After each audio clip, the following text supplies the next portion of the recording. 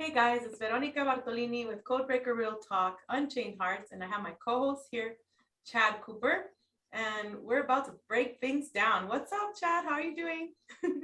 I'm doing well, thank you. I was just so proud of myself because I had no ink on my hand until you just started, and I just wrote on myself. Had ink on my hands the last few times. I'm doing great though. I wanted to have this show today because the last one we said it was the final session, but it just seems like there's just been more progress and things happening that I need to talk about. And then I also want to discuss like what happened after the show because that's been messing with me a little bit. You've helped me through that, somewhat process it because they really do like to mess with you. I know. Assholes. Yeah. Yeah. Hmm. And they do it in interesting ways. And I'm just trying to figure out like how is it that they can do this? I told you last time, like I feel like people I've been partnered with in this lifetime, not only do I have secret space program experience with, but I also have past lifetime experience with. And who's navigating all of this? It's just so interesting because the experience, what I had happen to me, I can't visualize necessarily. I mean, I get visualizations, and when I do, I rely on them just because there's nothing else there, so I look into blackness, and so when I close my eyes and then my imagination, I can see that. But I never knew what the astral looked like before. And it's embarrassing for me to say because I'm certified in as you know, hypnotherapist, and I also have certifications on the side for guided imagery. So I'm a guy with aphantasia, and I do guided imagery with people. And so I didn't really understand what astral maybe looked like. I think I have now a concept. It's in different layers. Because what came to me, like I didn't go into the astral came to me right after your show. And I mean, this little fairy, whatever you want to call her, with fangs, was right in my face as soon as I closed my eyes. And she just had her little red eyes there, and there were all these, like, it looked like little mosquitoes, just or little electrons just shooting around and orbiting all around, angrily. It was, her eyes were all static. Then all of a sudden she leans her head back at me and she shows me that she has fangs. And then I see this beautiful white skin, and she's just getting all angular and looking at me. So I'm like, okay, guides. I just went through my list and I called on every single one of them. I called on the angelic realm. I called them by name.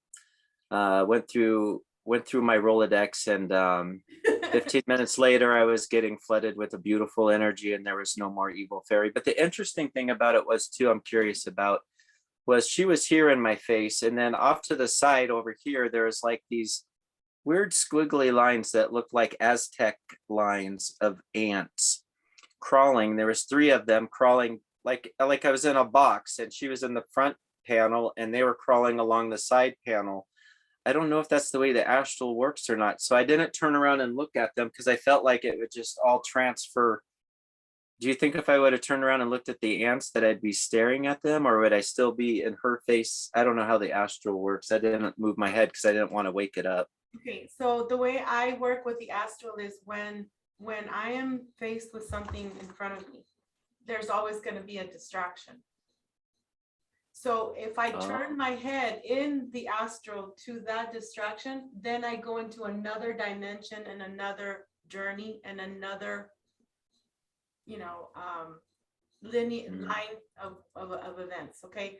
So, but if and I've learned this is what I've learned in my astral now is, and, I'll look at, if I need to stay here, they'll throw like my mother in the dream, my ex, or whoever the F, has hurt me, or whatever, a monster, you name it. So I'm like, okay, I can see you guys, but you are a distraction. I've been able to identify, for the most part, distractions in the astral. So, but at the same time, I'm able to take everything in that I'm seeing. Wow. Okay. That makes sense. I'm glad I didn't look then. Well, at the same time, though, Chad, I feel, and I could be wrong, I feel that if they're marching, there's like 3, maybe they're trying to spell something out for you, like give you a message as well. So you can also in the astral, when you keep practicing, you can be at 2 or 3 or whatever many places at one time and be taking everything in. And as soon as you wake up here or here in the physical, you'll write it down or you'll remember something. Or maybe when you're taking a shower, ask the water to help you. Hey, well, what were the ants trying to tell me? Because I see they were drawing some letters for you. But maybe you might want to go back and see what they were trying to tell you as well. Maybe that was the army of ants, but maybe they're not ants that was coming to march to help you as well. Like a Roman soldiers or something, you know. Okay, that makes sense. I'm curious though, like, why would this fairy come up to me? Why would the astral, I mean, this woman had to, or this thing had to put a lot of energy into this to get to me. She was pissed off that I did your show. I know. Fucking pissed off. I mean, she was angry. I know. They hate me. Who hates you? This is the astral. I don't understand how they. Okay, it's all connected. I get it. I just don't see it, but I know it's all connected. Okay. But yeah, what's that? well, we can talk offline about who exactly it is, but Okay, I get it. I know who it is. I get it. Okay. I call her the Mother Queen. The evil bitch.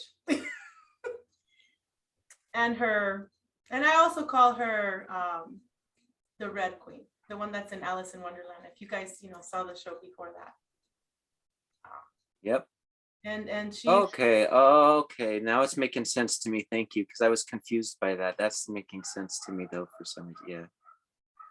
I got that connection now because I was just confused why the astral would just come to me. Also, she's also, and I'll just say, okay, I'll tell you offline who it is as well, but I'll tell you online who it is as also. It's Queen Elizabeth, the one that's in, supposedly she's still alive, or supposedly she died, but I still feel that she's alive. So I've had her in many of my astrals along with DT, our the United States president, and she is upset because I didn't take the deal of staying and to being a immortal, because I told her I'm eternal.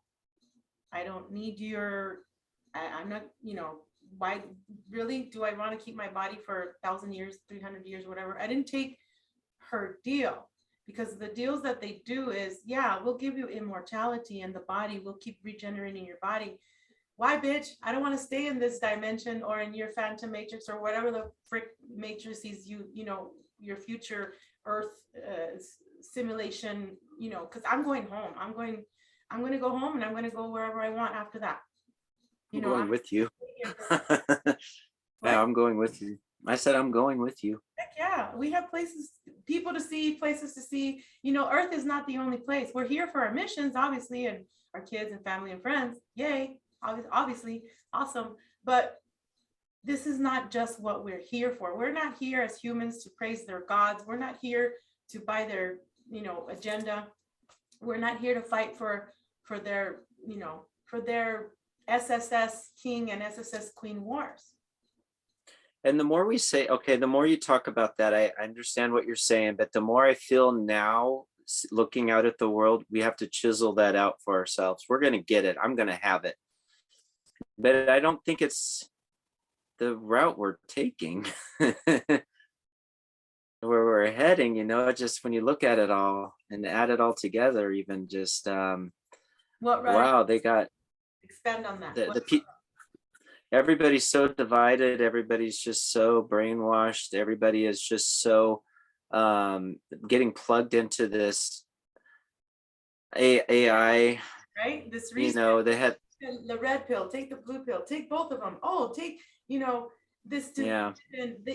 You're right. A lot of people are sucked into that. I'm not even doing their shit anymore. I'm not gonna fight their wars for their space. Because that's where I'm at too. And what I feel like is like they're going to do that. And here's this thing now that we have no control over. We can do all the videos we want. We can push. All we're going to do is help those that need the help, that are listening, and that are guided to find it. We're not going to change anybody's mind at this point. I just kind of feel like we can build a little space for ourselves, try and have a happy life there, and just watch this eat itself. And then we'll be that seed that blooms and grows, in other words. But I do feel like we're going to be a tribe, or there's going to be little tribes of us around, because it didn't take off like it was supposed to last year. And I want to talk about that too. It just switched the subject, because I want to talk about Douglas Dietrich a little bit. I listen to him on occasion when I'm able to. And oh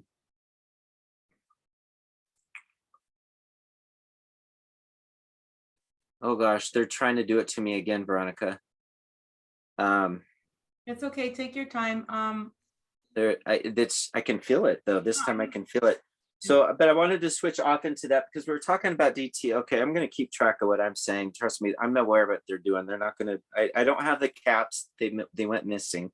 I had 2 of them, or I'd put it on right now. Well, so what it is what's that? Did you get it already or no? Oh yeah, I got it. Yeah, I didn't let it go away.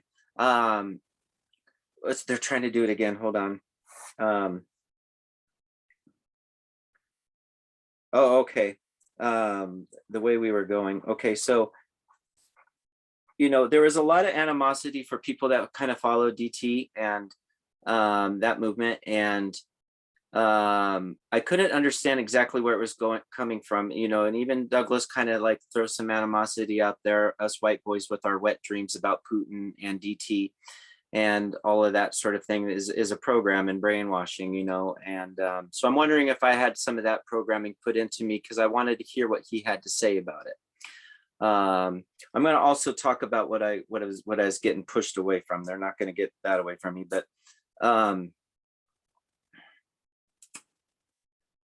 so I was listening to Douglas, and he was finally going to get to the part where Putin was a bad man. And this lady interrupted him and said, I don't want you to talk about that because you're so good at it and you're so passionate about it. And everybody already knows that anybody that's got a brain cell can see and get a clue. And I'm like, this is what I just got done listening to 11 hours of his show for, was to hear him tell me why he's a bad man, because I want to hear why it is. Okay, now I get it. He's a little bit on the left, and there's a transgender thing. Well, he's quite a bit on the left. Douglas is as centered as he can be, but I can tell he leans, into those things. He's from San Francisco, and he's got certain programming going on within himself.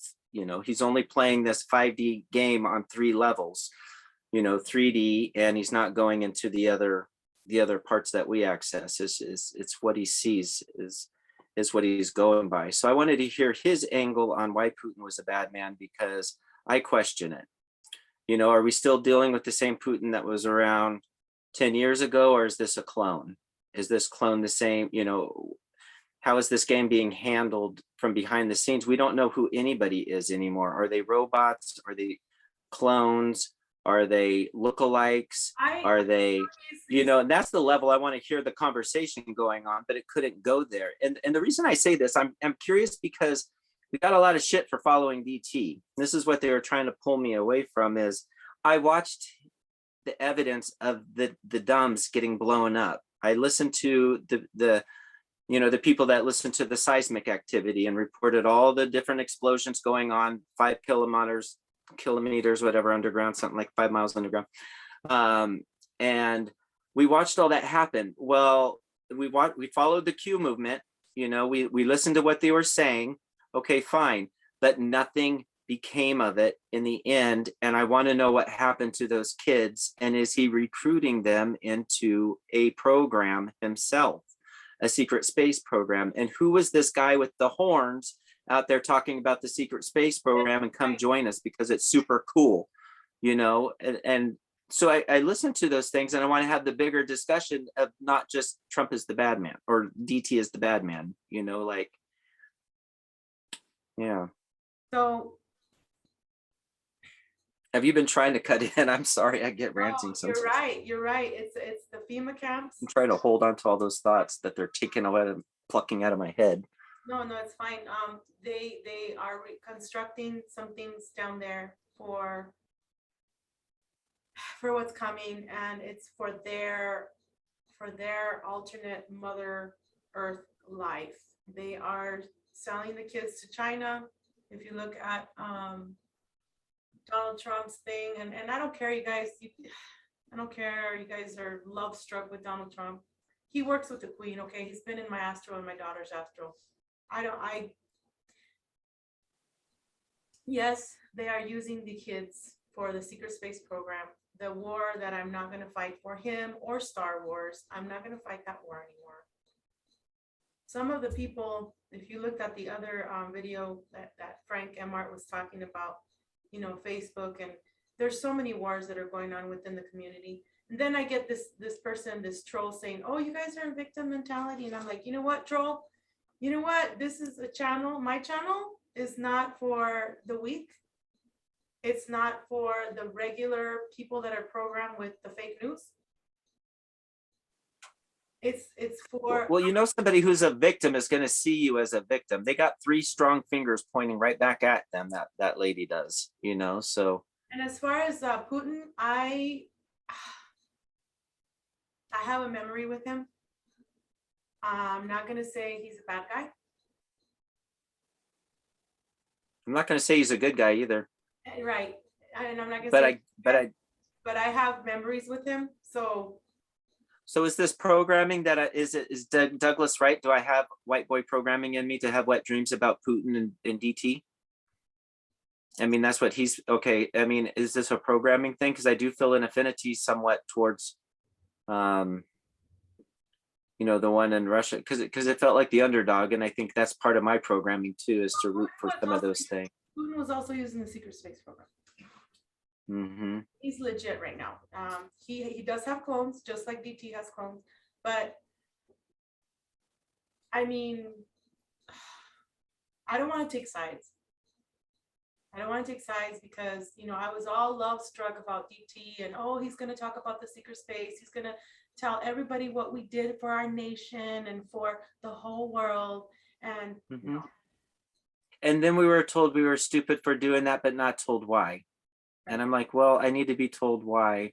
I'm hearing why now. I think Penny Bradley came on and talked about it a little bit on her last episode, and it did help kind of explain things a little bit.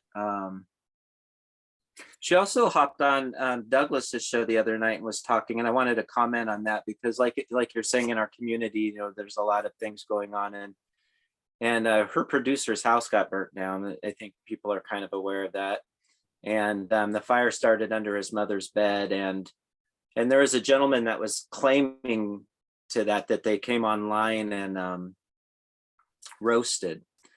And if that kid had done that to me, I would have been on his doorstep.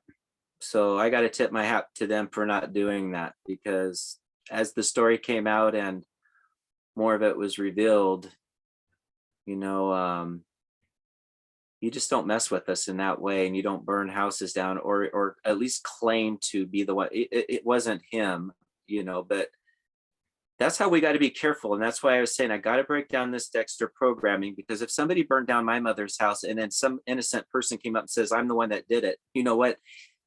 He might not have a chance to finish that sentence before I'm finished, you know, before I do what I do, before I strike. And there I go sitting in prison for years, you know what I mean? Because it was all set up. So that's why it's important for me to get beyond the program. And you're saying don't kill Dexter. And I kind of had to, in a way. It's hard because it's almost like you do got to kind of like go at it with your psychopath. We all got one. It's your ego, and it's the you have to keep him though. Oh, I can barely hear you. You can't kill him. You have to keep him because you might need him later. So don't kill Well, okay, that's when it gets interesting, because we were talking about earlier, is it the nature versus nurture, you know, type of thing? Is it in our, and I don't want to say those words because I get dyslexic with them, but nature is how we are brought up in the environment, correct? Nature, or is that nurture? That's nurture. I have dyslexia too, so I feel nurture is what we do. Like with our altars, we nurture them because I'll tell my assassin Elka, hey dude, like keep it on a low key, low down, because you know right now, well, you don't want to. I don't really. So there's part of now. there's part of your personality that the environment creates, and there's part of it that you come in with. But remember, what happens is the programming gets to us, and then they break us down, you know, like electrocuting us and doing all the shit that they did, drowning us, you know. And that's what I'm getting to, is like they did all of that stuff, which is nature. That's the environment, right? So we all got subjected to incredibly hostile, toxic environment, not nurturing at all. It was just very, you know, harsh and everything. So it brought out our nature, our essence, and we thought it was what they natural. use. Get it? We thought it was natural to kill each other because I'm gonna survive. Who's gonna go home? Me or you? I'm gonna come home, you know. So it was natural. I'm trying to work with the words too. Dyslexia. Yeah. So what I'm saying is, like, my nature came through when they really tested us, like who my true essence was. And so some people, that essence, you know, they had that fighter, they had that whatever it was, they could plug them into a Wolverine program. Yeah. Somebody else had a defensive one, and they could plug them into a different program, a whole, you know, or the, you know, for me, it was like they couldn't break me and they couldn't make me kill the innocent, but they had to manipulate that. So I fit into the Dexter programming more or less, because it's part of my nature that it came through. So for me, it's like trying to decipher, well, what is the programming and what is my natural person, you know? And that's kind of coming through as the healing happens. You know, I'm starting to discover, like, well, I don't want to get rid of Dexter because it protects me. Right. You know, like it really will cut through. But then is that Dexter, or does my nature can do that? You know? Okay, good question. Because then what I wanted to say is, then religion gets in, okay?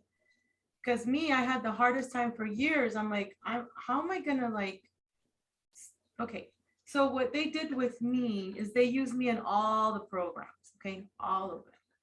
And the religion was key to keeping me down.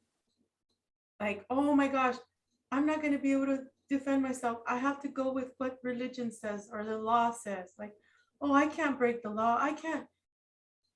But you are not defending yourself when you do that. You're not taking care of that inner child.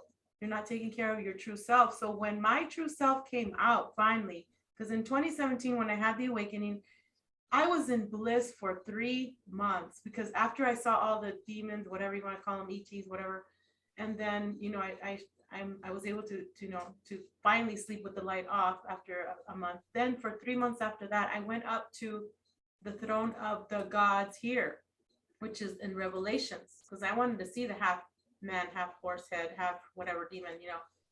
And okay, is this the throne room? Is this a thing that people call the throne room?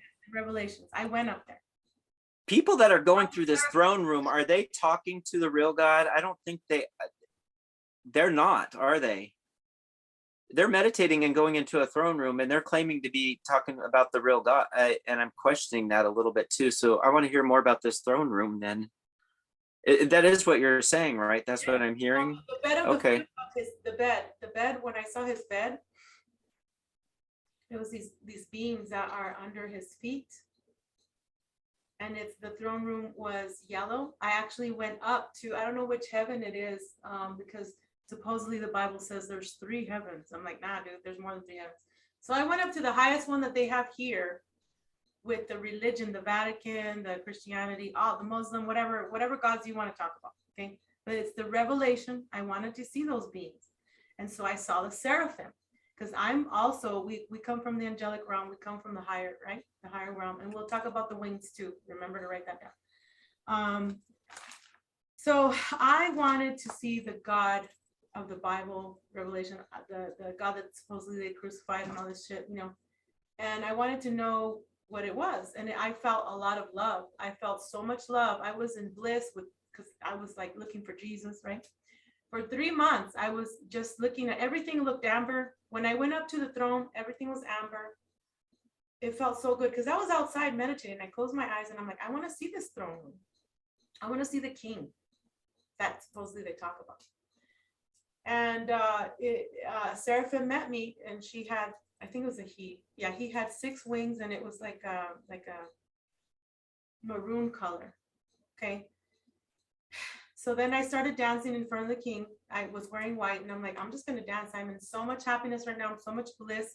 That's what they call heaven. That is the cell where you guys want to go to heaven. They're gonna have you guys over there in that heaven. They're gonna put you in a fucking cell in a prison. You're gonna be worshiping this fucking gods, and for what? They're gonna be using you. You're giving your life away to a God that's using you. Dead gods, plural. It's not just one. I have a friend who has RA right now, and she prays to this God in the throne room, and she's having a blissful experience. It's all about God all the time in her. And I almost get the feeling like, Tina, or so-and-so, it ain't your God. The program. You know, it's not your God. And so we finally got into it because this is a family friend, and I was trying to help them and just say, you know, could you please just look into this medical medium like in his celery juice? He's healing everybody. I know you don't like mediums, but you know what? I'm not going to say he's good or bad, but if he's healing everybody, maybe you should listen to him since it's what you got, you know? Oh no, Chad, I can't hear that. He does. You were breaking up the whole time, and she was standing in the wind, you know, with her cell phone away from her. And God didn't want me to hear that. And I'm like, you know what? Your God keeps you to himself. He doesn't let you listen to anyone else, and he wants you just following him. Worshiping. They want the And worship. she's not getting any better. Right. They want the worshiping. Remember, they have to keep their landlines up. They have to keep those that are stuck in those little alive. I got offended. I had to get off the phone with her and just say, you know, I'm done with this conversation right now. And then she sent me a message and says, you know, Chad, I'm going to pray for you. And I said, don't. No. I put up shields and blocks to your prayer. We do not have the same God. Nope. Thank I you. don't accept prayers either. I'm like, I don't judge her God, though. I don't know that it's evil, but it is. It's kind of like Prince. It's kind of like Prince Ea. It's predatory. Yes, very predatory. Keeping the Vatican lines open, the church's lines open. Those are the gods of religion that I'm talking about. That's the throne room. Yes. Throne room.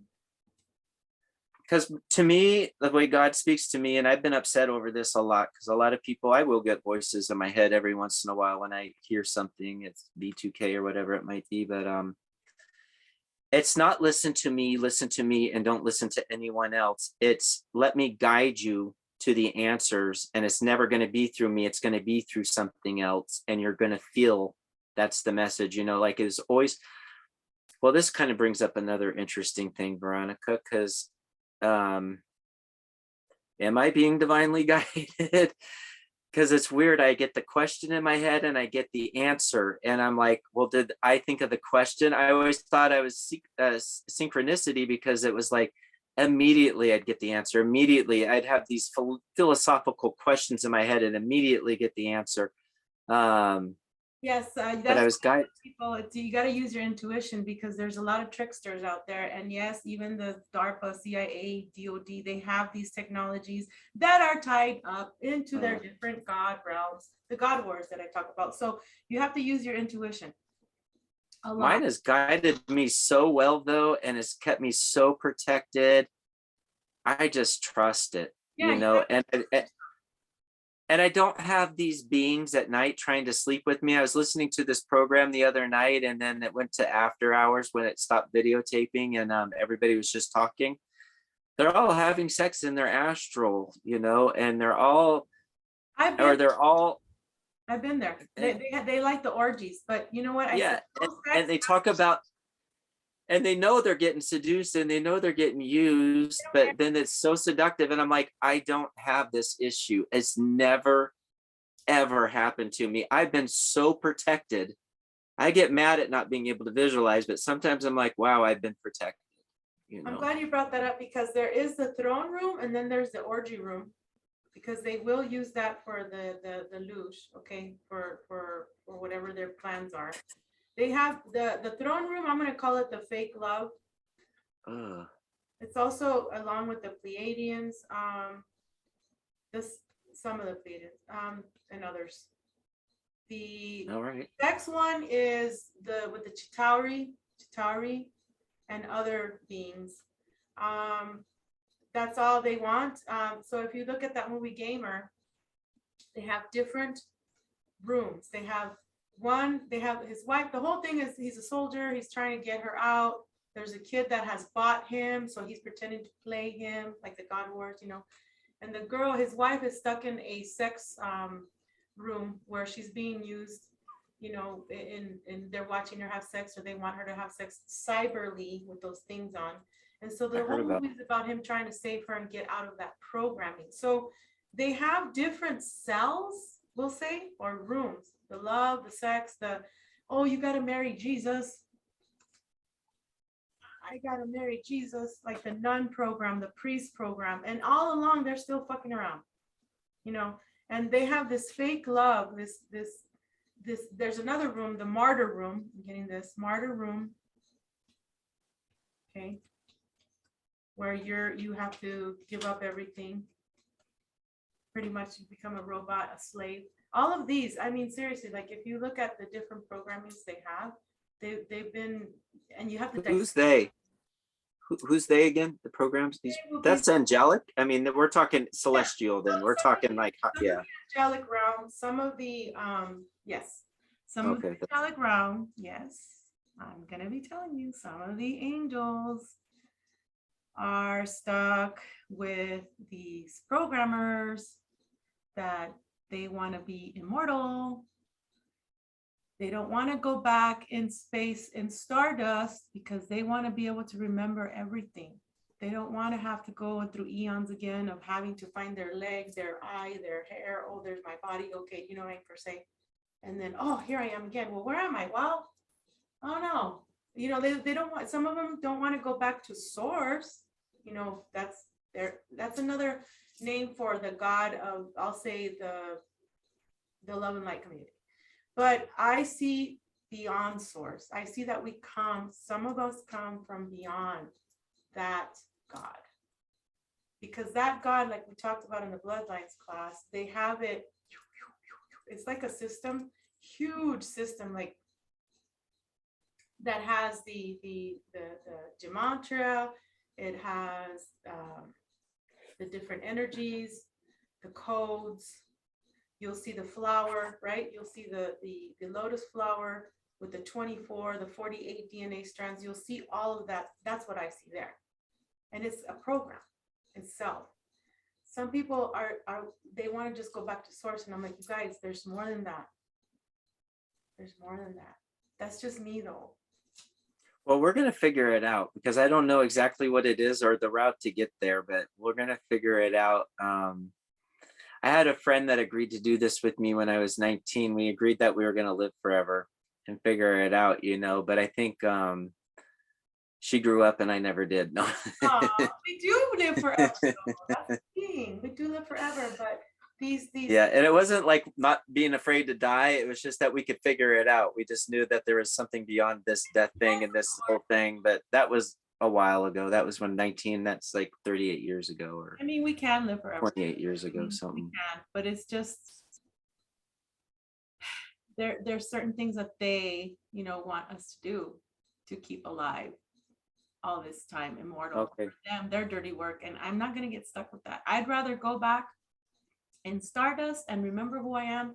You know, I don't care how long it takes, but I'm free. I don't have to serve anybody, you know.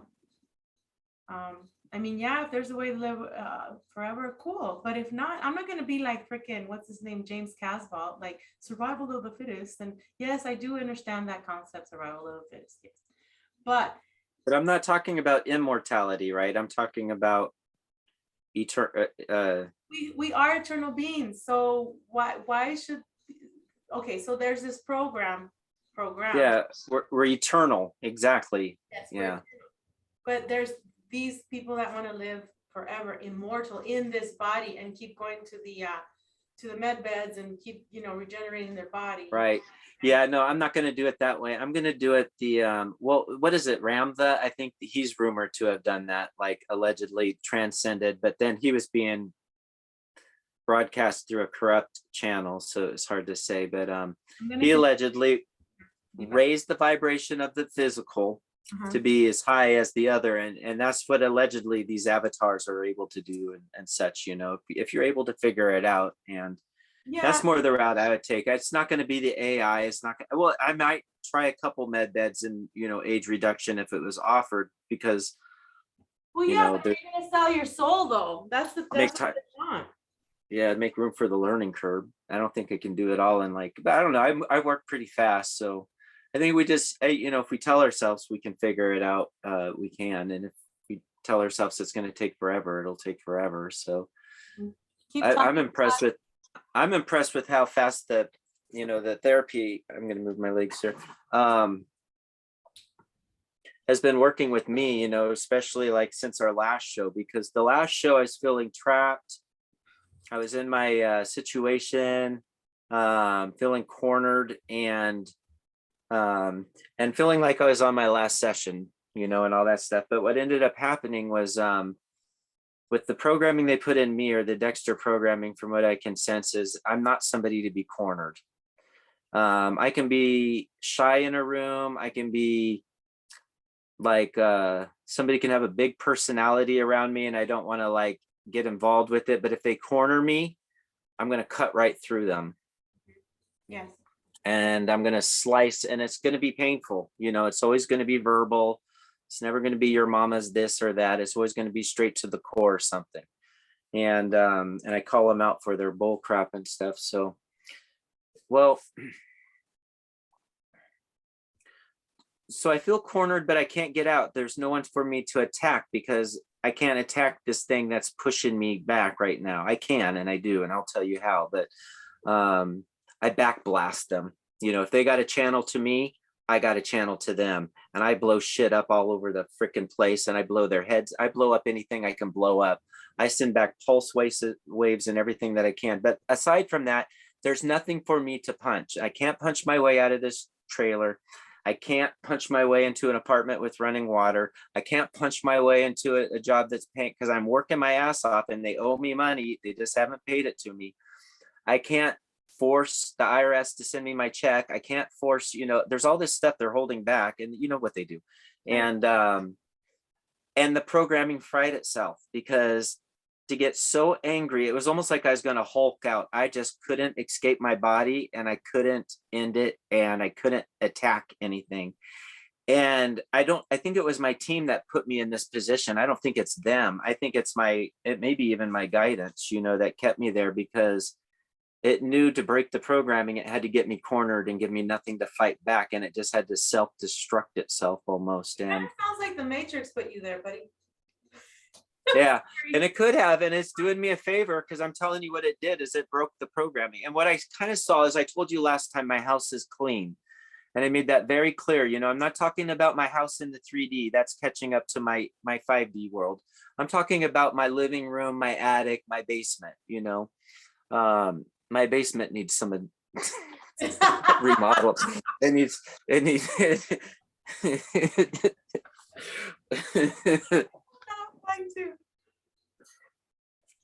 Okay, anyways, there's plumbing down there that needs work. Okay, so anyways, my house is basically clean on the inside, you know, and I'm very adamant about that, because I've done a lot of work inside getting it clean. We all have. I'm not going to sit around and trip over something a million times. If I cry over it, it's for a reason, and it's to get it out, and then I move on to the next one, you know. And so anyways, the house is clean, but now the scalpeling is coming down, and that's the programming. And I don't want to kill the Dexter, like you said, or Dex. I don't want to Dex out on people. I don't want them controlling the program. I don't want them pushing my buttons. I don't want them knowing how I think. I don't want them giving me a multiple choice and knowing exactly which one I'm going to answer, because they know my program so well. So the scalpeling came down and the programming collapsed around me. And what I found behind it were wings. And I'm pretty sure a halo. I can feel the damn halo, so I know it's there. But I can feel the wings, and I could feel the armor. And it's like the armor is gold and silver. And I meditated on this many, many times. So now me meditating on it and trying to imagine it is me trying to make something out of thin air and getting a light vision of it. This is something that's around me, and I can't close my eyes and not see it. I can't walk around and not feel the sword in my hand and the shield in my other hand. Because I never knew who I would be beyond the programming. And I'm not saying this is the kind of angel that goes around being nice, or the kind of being with wings. I don't know if they're angels. I mean, that's a human term for whatever this is. Because to me, it feels very powerful. Like, I do not feel like I need my back protected right now because I got the wings there. They're in the 5D, but they're there. I feel very protected. I don't feel intimidated to walk around outside. It's a little awkward to sneak my cigarettes now, because it's like you got wings and a halo on and you're out there on the deck sneaking a, I totally saw you doing that today. I sneak out and I still have my cigarettes sometimes.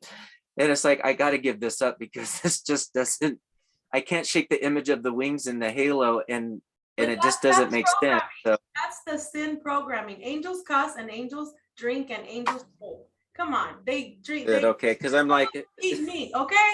I'm gonna bust your bubble, guys out there. That it still feels a little strange, but the thing is I feel the programming going around, and this thing that I feel around me is not something to fuck with, and it is not afraid at all. So it's an interesting energy to go in, because it doesn't feel defensive either.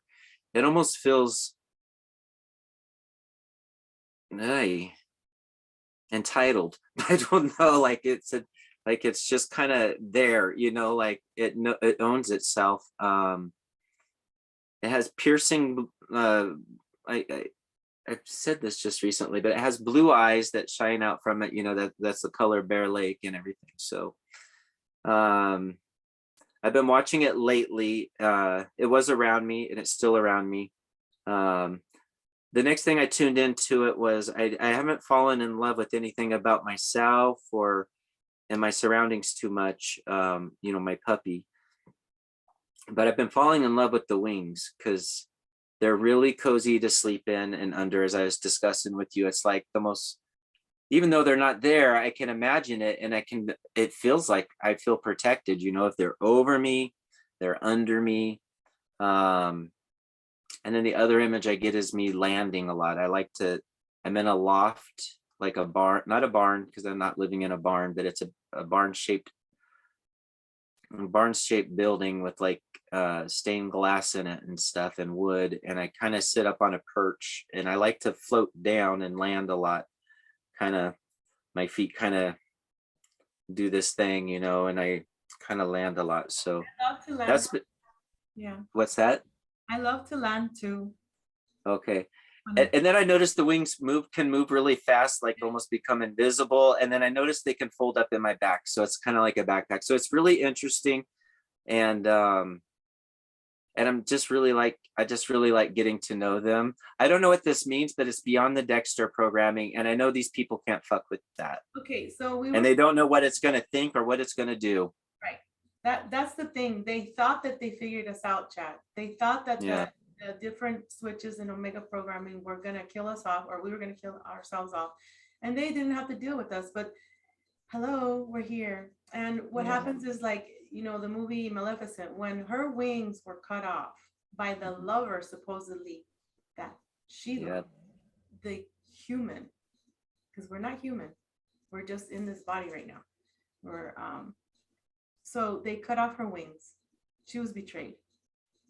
Once they cut off our wings, forget about it. Your Dexter program, my assassin, the other, you know, the assassin, it's the same thing. Assassin program came in. The Elka, the Hulks, the Frankensteining, all that in most of us came up.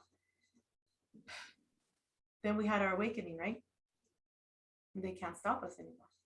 So a couple of them. These wings are real.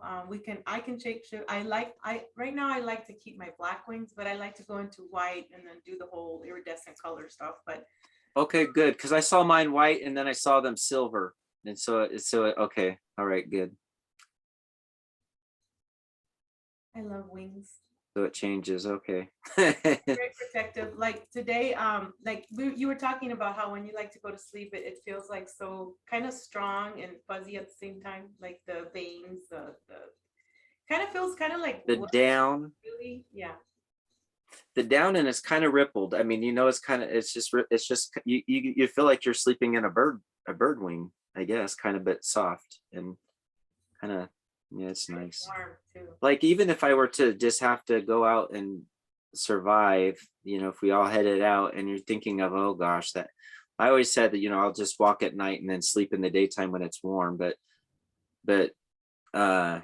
it's just going to be a comfort to know those wings are there, even if it's freezing cold and I'm dying of hypothermia, my wings will be around me. And I'll find love and comfort in that, and I'll tune into that instead of the other, and so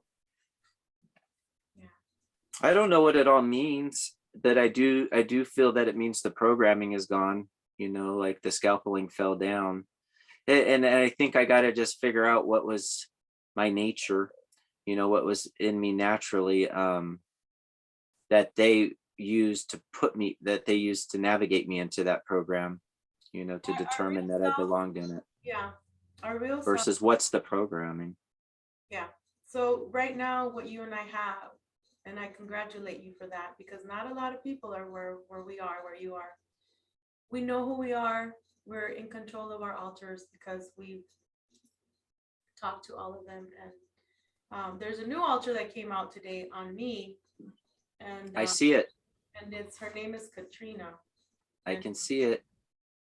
She's the one that kind of, well, because my commander came out again and said, you know what, you got to stop with the sex kitten altar, man, because that's not getting you anywhere. No, right now you cannot concentrate on finding a husband because that's not your mission. It's like slap. You gotta stop thinking that there is.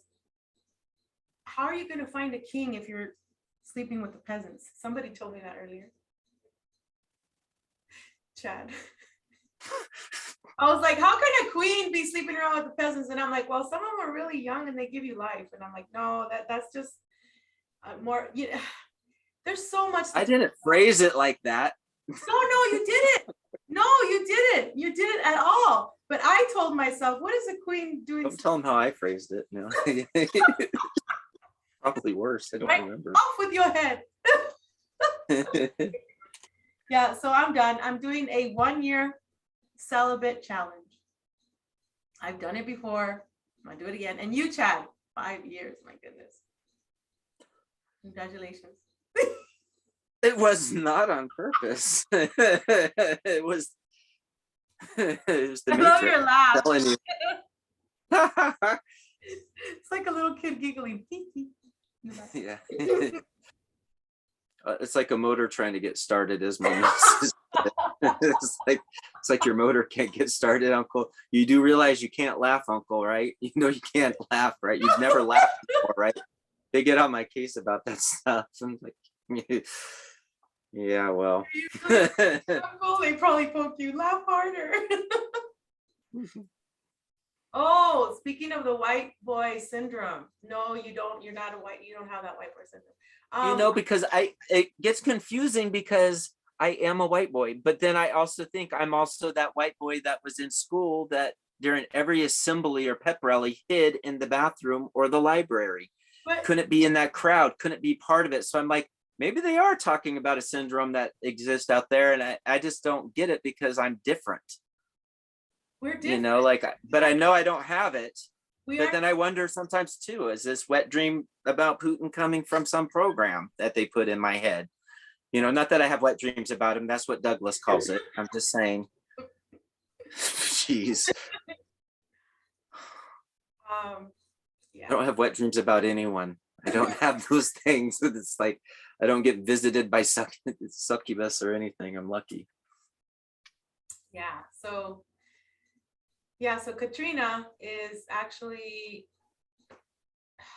I just found this out. She's another one of my altars. I don't even know how many altars I have, but I'm me, myself, and Irene, like there's a movie out there. Me, myself, and I are always in control of me. I always know what my altars are doing. Okay. The sex kitten altar, she's been put away, but she's wearing, but Katrina is letting her still be in her essence, but not act out, because I'm not going to be shaming. I told you, I'm not going to be shaming my sex kitten altar because it was not her fucking fault getting raped lesson when she was a little kid here in the 3D and in the programs. No, but I had to go through so many, kind counseling sessions to find out that the rape was not my fault, the molestations were not. So now that I'm able to love myself more and appreciate and love my sex kitten alter, I'm not going to put her to shame. And you know, it's freedom. It's freedom right now. I have seen how the tentacle matrix program of these men that want to have sex with me, and you see I see like a tentacle, like they're scorpions and mixed with, it's horrible. It's, and then they have the okay, you know, the fences that they have, the razor blades, it's kind of like that.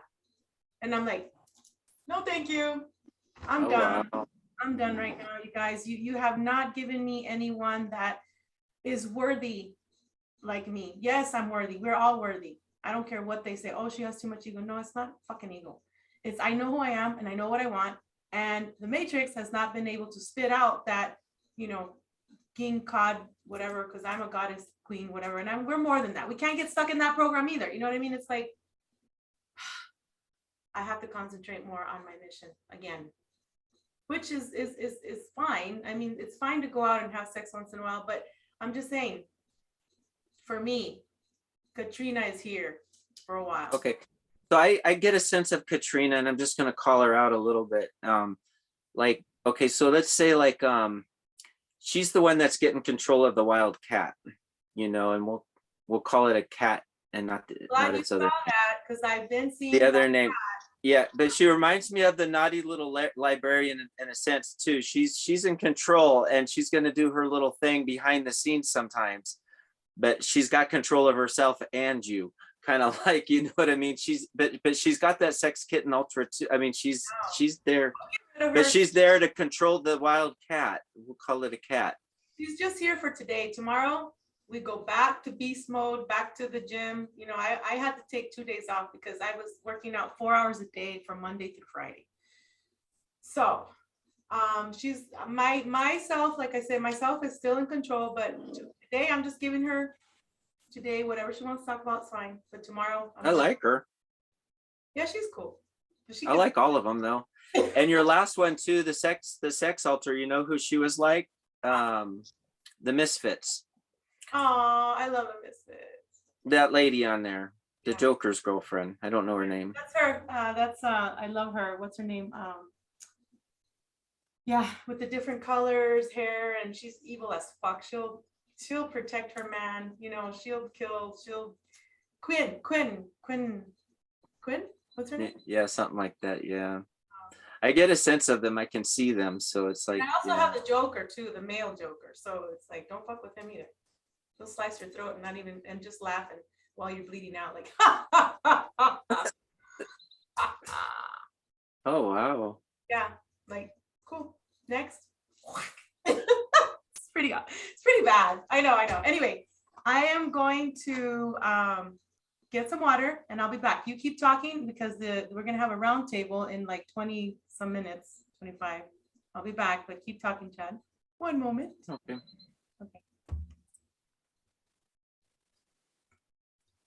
I don't know what to talk about though. I think I'm everything I wanted to say.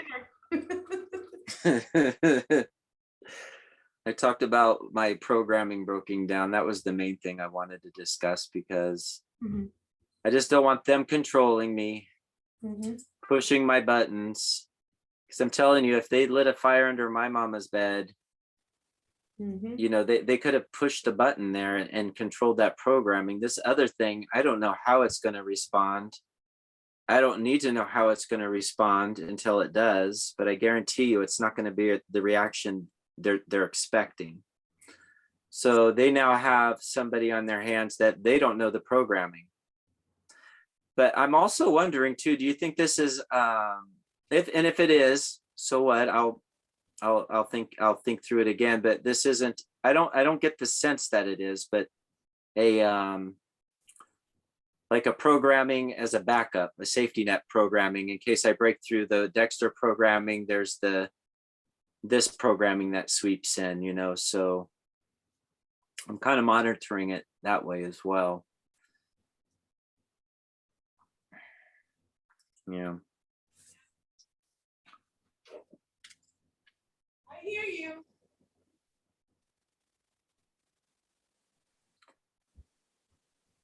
And then I also kind of wonder about the others out there that went through the programming, and it's like, it's kind of like, well, I'm, I don't know.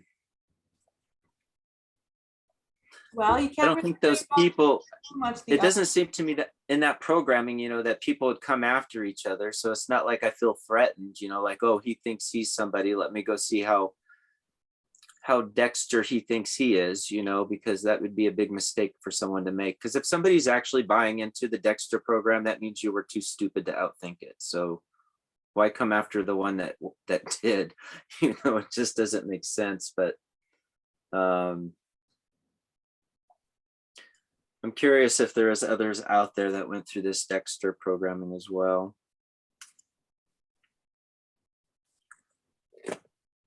And hopefully they'll be guided to watch this one day, and then we can form a little group maybe. Anyway.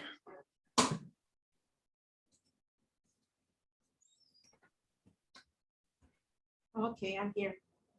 I'm listening. I'm not going to say too much anyways. Like there's only so much I can talk about. I'm not going to tell them what I'm seeing or what I know exactly, because the less they know, as far as I'm concerned, the better. They don't need to know what I'm doing. I don't think they can keep track of us as well as, well, I don't know. I know. It trips me out the way you get in our heads and stuff like that, and do the things they do. But memory of us in China. What was that? I told you about the memory that I had of myself and the Sasquatch in China. And then I told you about the memory that I had of you and I being travelers. And we served with Catherine III, and we just figured out it was Aragon. Getting a reading. Aragon. That is the name that's in that book that I mentioned, yeah. There's like a little mini computer on the side, and it was small, green. You can fold it up, kind of like military, like this green. It's kind of like what you carry around as a radio when you're in war. That's what it was like. Oh, you know what this is? Then they're using our altars and putting them back in time and sending them on missions or doing. Isn't that what that is? That's what that is, right? That's why they broke us down to get different altars for their different missions. Yes. Well. And I'm finally getting more memories of you and me. So you have a brown traveling case, and I have a black one. I'm Traveler 1800. From Andromeda. I don't know what your number is yet, but you had longer hair. Yes, it's parted to the side. It's that color, more reddish, and it's longer, like here. And you're wearing a suit, like a bluish suit, and you're badass. And you're giving a speech. And after you give a speech, we go to Vicky's house, but it's actually in another dimension. After I put away the computer, after I see your show, but I'm with you personally, but at the same time, I'm washing dishes. Then you tell me, fix your hair, Veronica, we gotta go. I'm like, fuck. So I look at That's what I'm laughing at. For that part of the story. My hair's up like this. It's all frizzy, and it's like reddish red. And then I have freckles because I still have freckles, obviously here. But I'm about maybe 13, 14 years old. And we're getting to go. You asked me like 4 shows ago, how's my hair? And I'm like, I don't know. Oh, yeah, it looks great. I don't know. It looks good to be. But then it was funny because after that, I've been spot on your hair. I've been like looking at it saying, damn, that hair looks good. Wow, her hair looks good today. I didn't notice it before, but I was like, her hair looks good today. And I like it today too. This is the different altar coming out. It's different than the last one. Yeah. But it's funny that you said that I commented on your hair on this journey that because we do meld in our altars, and then we do have their things they're focused on each other. Like your hair's never been a focus to me before, but then the last 3 shows I've been dead. It's the first thing I noticed when I look to see your hair, and I'm like, wow, that hair looks good today. Good. I'm glad it looks good today. Why should I care? I know, right? I'm just kidding. No, thank you. I know, but you asked me and I'm like, good, it looks good today. I'm happy it looks good. If she wants to know my opinion, I think it looks good, but yes, and but I think it's that other altar because I'm like, why do I care? You're very tall and very good looking as always, of course, and your hair was longer, and you, like I said, you were wearing like a blue suit, pantsuit, and you have the thing here, and you cross your arms, the suitcase like that, and you're like, okay, Veronica, we gotta go check your hair. So I look in the mirror, I fix it, look at myself. I wasn't wearing glasses, nothing like that. I had a lot of freckles, and then we leave, boom, like that, we're gone. Why would I tell you to check your hair? I still don't get that. This altar must have a hair fetish, huh? The mirror. I travel through mirrors, wormholes. So that's why I'm like, okay, check your that's code word. Check. Oh. Veronica. Okay, good. Check your hair. I check. I look in the mirror, and boom, I take you with me, and we're gone. Then I wake up. I'm like, holy. Okay. So cool. That makes sense then. Okay, that makes sense. I'll do it. So you want to take a break and have the gang come on, or not take a break, or keep talking until we got what, another 10, 15 minutes till they come up?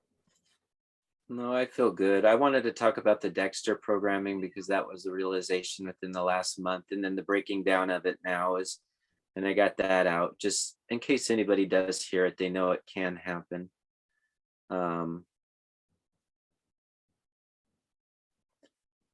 What is beyond the programming though? That's interesting. There's still, okay, the shell is gone, but there's still a presence there. So there's still that, like, it's still not gone. You just can't, it's like when Forrest Gump runs and he breaks out of those things around his legs, or if somebody was in a cast and they were to move and it crumbles, that's the programming coming around, but there's still like a aura there of it or something, but what it is, not controllable. The tentacles, we disconnected the tentacles or broke them off. But it's like, and we got out of the tanks, we took the spider octopus beam off of us, and it's just there like catatonic, waiting to strike again. And that's why we need to be in control of ourselves and our altars, and know which fucking altars are coming in, because if you don't got control of your altars, can't help you, babe. Can't help you. I will not. Okay, and there's something to that too. Like in the world of hypnotherapy, what we try to say is that you cannot have alters, split personalities, unless you're somnambulistic, unless you're 50% inferential and 50% physical suggestible, taking in things literally or inferentially.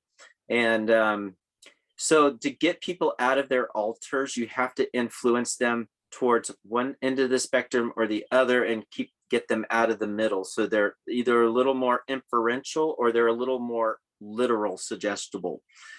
And you can do that, through programming. And then they also have theories about doing metaphors of streams coming together and all the, everything merging.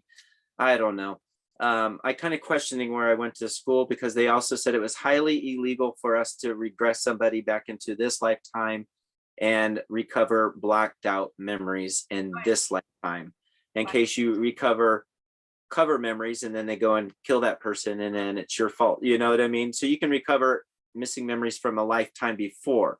Well, that's mighty convenient, because how in the heck are we supposed to recover our memories in this lifetime if it's illegal? Like, what is this school trying to, so I questioned if this school was here to kind of like, has more to it behind the scenes than what meets the eye. You understand what I'm saying? Okay, there.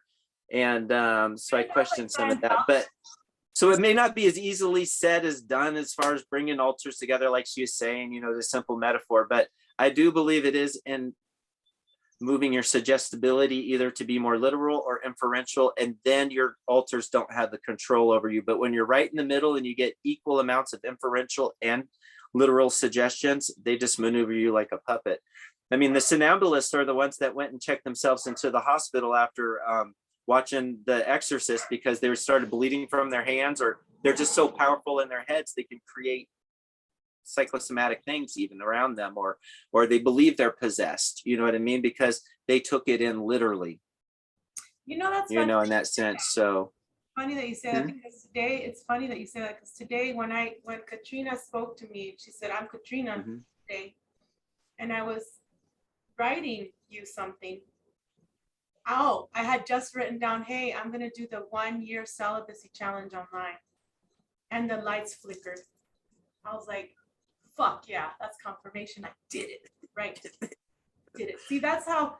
And the other day I told you, I walked into the gym and boom, everything goes down. And to this day, they haven't gotten their electronic, their radio up yet. And everything froze. The machines froze. And then like a minute, actually 2 minutes later, everything went on. You know, the machines came on again. I told the guy, oh, that's because I walked in, and everybody was laughing. He's like, I doubt it. And I'm like, I'm literal, baby. Sorry, not sorry. This bitch. Who the hell does she think she is? Oh, baby, come here. Let me tell you. I'll play a song for you. I'll fat you. I'll feed you grapes. Let me tell you something. See how that works? You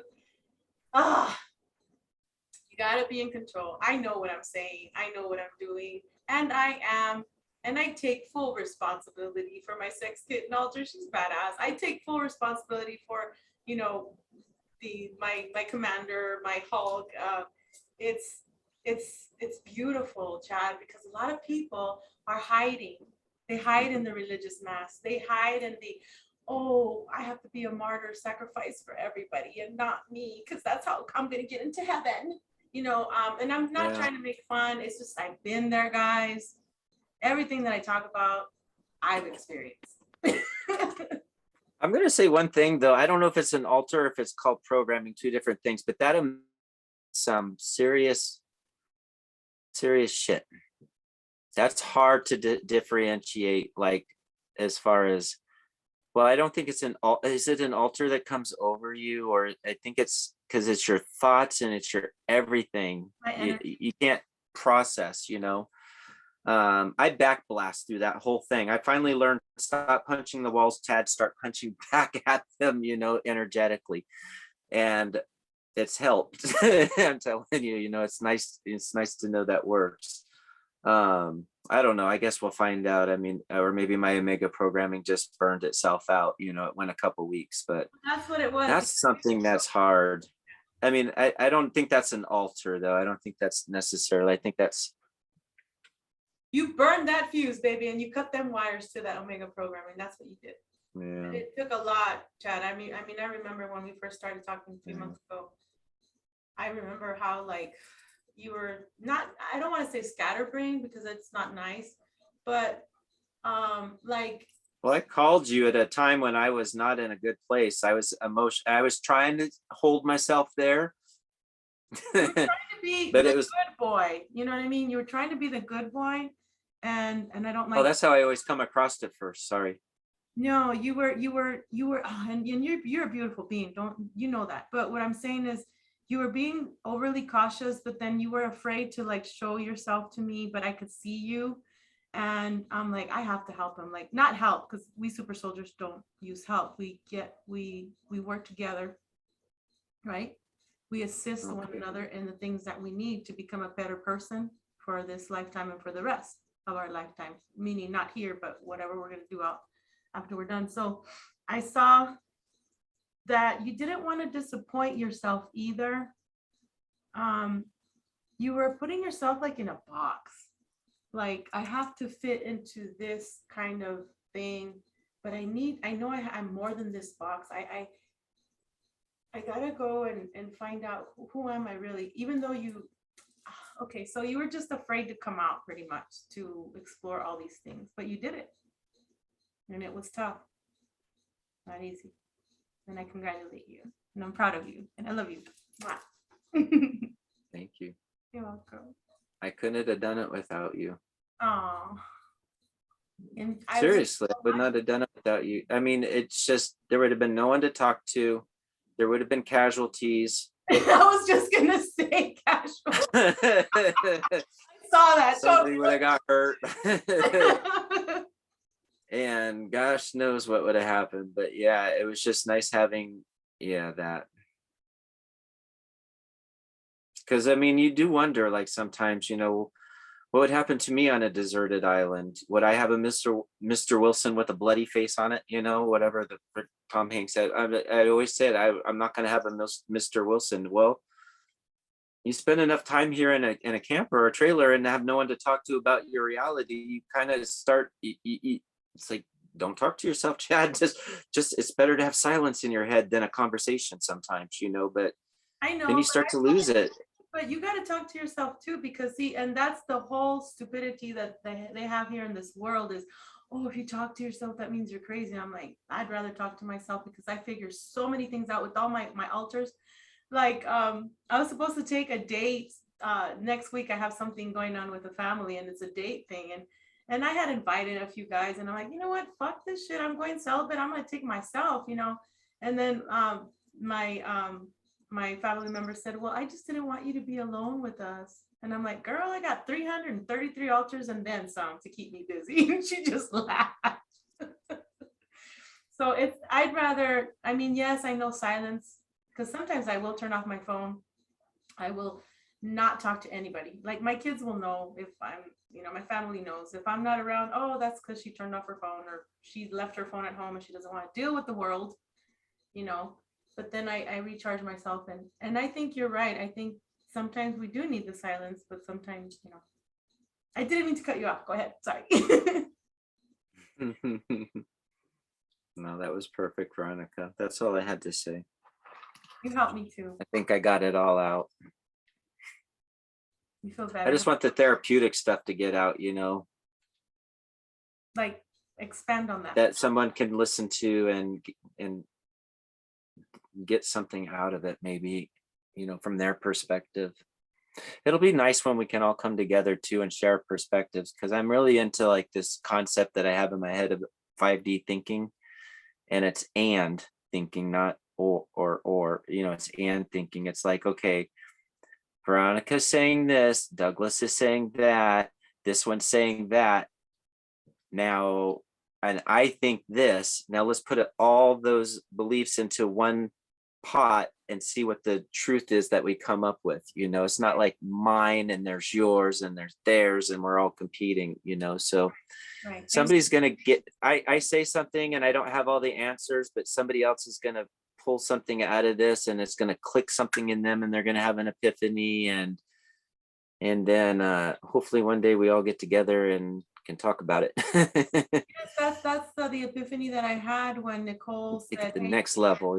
Yeah, she's like, you got to check out these tarot papers. I'm like, fuck. And then I finally found Ashiana Dean, and then I told you guys I'm going to have a bloodline class. I don't know, it took 4 hours to do the class, which is fun, but I was still learning, and I'm still learning. And then it's like, oh my gosh, like that was an epiphany for me, that I'm not going to do the secret space program, Supersoldier shit that they want us to do here anymore. I had that epiphany, and that's where I am now. At first it seems like, am I just pulling this shit out of my ass or what? Excuse my language, but it's like, no, this is me, and I'm going to stick to it, because when I have an idea, I am right in that moment. And if I'm wrong the next day, then I'll say, hey, I was wrong. But I'm not going to be, oh, this, oh, maybe that. Oh, maybe, and then you're lost. You're fragmenting yourself upon fragmenting. You're already fragmented because of these programs. And it's like, you're not being true to yourself. So you got to be true to yourself in that moment.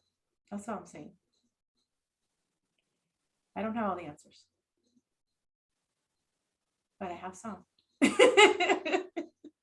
And I think something I'm interested in too is, like I told you, the community, right? Because we got to chisel that out and just get something started somewhere, because create a little bubble around us, and and just like watch the world go to hell in a handbasket.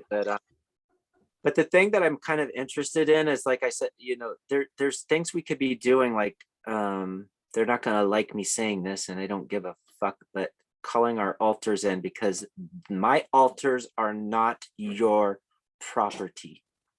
And your altars are not their altars, and my altars are not their altars. No, they don't own a single fucking thing from me. And they're all I gave them all permission. Play whatever fucking game you got to play, but nobody owns you. This is home base. Exactly. And so I would love to work on, integrating altars and all the things they don't want us to do in our own time, in our private time, and that sort of thing. Those are some interests that I have as a next step. I can help you with that if you want. I mean, Oh yeah. I can tell you how I did it, and I'm still doing it. Now, what happened with me was Job, that darn thing in the Bible. That's Job. They played with me. These gods played with me. They took everything away from me, my kids, everything. So it's like I had to start from scratch, and I had to find out who I was, and then I had to deal with the secret space program. Then I had to deal. Oh, we have altars. I don't have to worship any god, and it was just an escalation from my awakening, and that's how it happens. You got to keep going. But some people will give up and will go back to 9-to-5 jobs. No offense. Yeah. Eating the fast foods, watching all these movies that, some of them are great, but some of them are disgusting. I can't even watch them because it's like, okay, it's like being a waiter, and watching somebody act as a waiter in a movie. You just roll your eyes. You're like, this is fucking stupid. Like, this is not how waiter, and then watching them do the super space. I can't. It's just too painful for me to watch people do, unless there's something up there really good. What's really hard for me to watch was Blade Runner 2049. It took forever. Oh, you were telling me to watch that. Yeah, it took forever for me to finish watching it. That one's gonna mess with me a little bit. I remember watching the first Blade Runner or something. We'll see how it goes. Yeah. That is an edgy movie I might like. Yeah, I like something like that, a little bit edgy, but yeah, that would be kind of neat. This Hollywood stuff though, with all the CGI, you're gonna like it because you know how I always say in my left eye is my sharpshooter eye, and they have quotes in our left eye. We have like, if I'm telling you something or the public something, you can actually see it, that I'm telling you the truth. You can actually see what I'm seeing. Okay. And in our bones, some of our bones have numbers, and I knew it. I'm like, I knew it. I'm like, what if we're all tagged? Like our hair has a number, our fingers have a number, every nail has our fingerprints and all that. So when this movie came out, I'm like, oh snap. You'll see, like, when they're doing the forensics on the chick that is involved in this program, and then they're like, oh wait, she looks like she was pregnant, she had a C-section. Then the guy looks in there more, and there's numbers on her bones, numbers on that guy's eye out, memories. I was watching a Penny Bradley video she released yesterday right before this, and she was talking about with a gentleman from Canada that seemed really interesting, and he was talking about how they take the babies from the room after they're born for even a split little bit, but he even questioned, are they tracking us that way? Like you said, numbers and bones and whatever. They must have. Yeah. What they do is they take the baby, okay, and then they have the man, right, the husband, be involved with these cool nurses. Oh, we're gonna take your baby to go get washed, and what they do is they inject us here in the back of our neck, and then they prick us, with our because they already know we're coming in. Bioluminescence. They already know. Oh shit, there's a shooting star. There goes Beto. Fuck, we gotta go get her. Prick your little feet, and then the whole. Okay, what blood type is she? They give a blood type card to the mother. They start all that, because they already know you're coming in before. They grow you. Well, they grew me, and then they inserted into my mother, and then obviously, she had a C-section, so she couldn't be with me for a while. That's the other thing they're talking about, especially, yeah. But I haven't watched any of her shows because I've been so busy doing other things. And I have a hard time too. There's still just a few that I tune into just because, I did notice I have to get information coming in from somewhere, and I like the ones that challenge my thought processes. Douglas is one of those people that do that. I like but other than that, I don't really watch many others. Yeah. I don't have the time. Yeah. I've narrowed it down. I've narrowed it way down. I've even watching somebody that I was listening to a while ago that did dowsing. think she's in Australia, New Zealand, something like that. But she was saying like, oh, that she was like the new Earth, and she just used every code word that I'm like, the new Earth, the reset, you know, come here to get all the information that I have on all of this. And she's still kind of like on the DT bandwagon, I think. And so I don't know. I there's a reason why I'm not listening to any of these people anymore. You know, like I finally can see through it all, and it's just narrowed it down to a few that give the good information. Right. There's actually a lot of reading I need to do right now. I mean, Douglas Dietrich has 11 freaking books that he wants you to read. And I'm a slow ass reader. Reading, we gotta read. You and I are gonna read this one. I'm gonna give that sex class, I hope, this month. We gotta read this one. You're gonna read it with me? You want me to call you and then we read together? That's the Madeline scripts. Yes. You want to read? manuscripts. Yeah. Yeah. If you want, why don't we start it? Do you want to start it tonight and then we read like 3 chapters and then we get together during the week or something? Mm-hmm. Yeah. Okay. And thank you for my. Because I do need to get back into reading. I used to be avid at it, and I just have a library of things I haven't read. I don't know. I just hope these. Oh, did you listen to Frank the last time? He's like, where were we, you guys, when we were younger? All the time in the library. That's where we were. I read like 100. That's. Oh my gosh! I had to always come out with 8 books on how to build the space shuttle. Anything I could find on the space shuttle. I've been wanting to find because I remember my technology, so I want to be able to build a UFO like a shuttle. Well, I'm telling you, if we ever can get our own little space and like as a community, it would be really nice to start doing some of this stuff, like integrating and transcending the program, you know, like on a real level. Because are they going to come fuck with us with their AI when we have our firewalls down? I don't think so. I just don't. I'm not going to go the AI route. I'm not going to absolutely, positively, 100% not go the AI. I spend every single day doing heavy metal detox, as you know. I just got done drinking, you know, that gross thing right there is my heavy metal detox, what's left of it. And I start with the celery juice, and I start, you know, it's all about get the heavy metals out. Let's not go into this AI program. Yeah, I took a nice bath today and I was like, oh, it felt so good. I took a nap in there in the water. Yeah.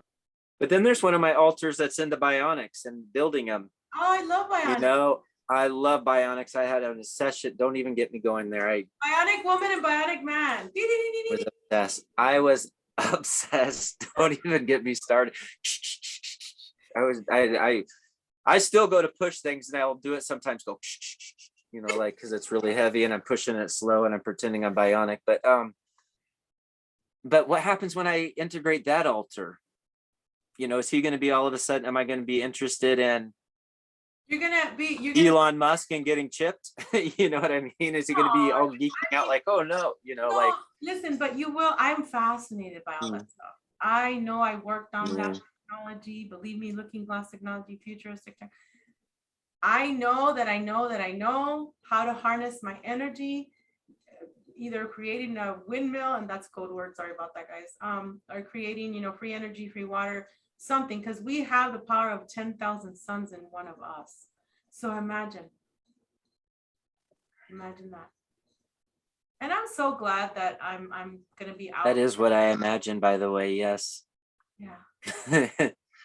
That's why I said if you send them one, send them all, because if they go down, it's gonna be on. Yeah, everything's gonna go down. I've watched Firestarter. I know how it ends when the firewalls go down. You know, everything gets blown up. Yeah. So everybody's asking, hey, are we gonna do the show on chat? Yeah, let's do it. Okay, are we gonna hop off first here? Okay, so Judy's yay, Judy's coming in. Yeah, we're gonna take a break, obviously, but let me go ahead and welcome her, and then we'll take a break real quick. Judy, what you doing? Like that song, Megan. My lighting too, because the sun went on. Huh? What was that, Chuck?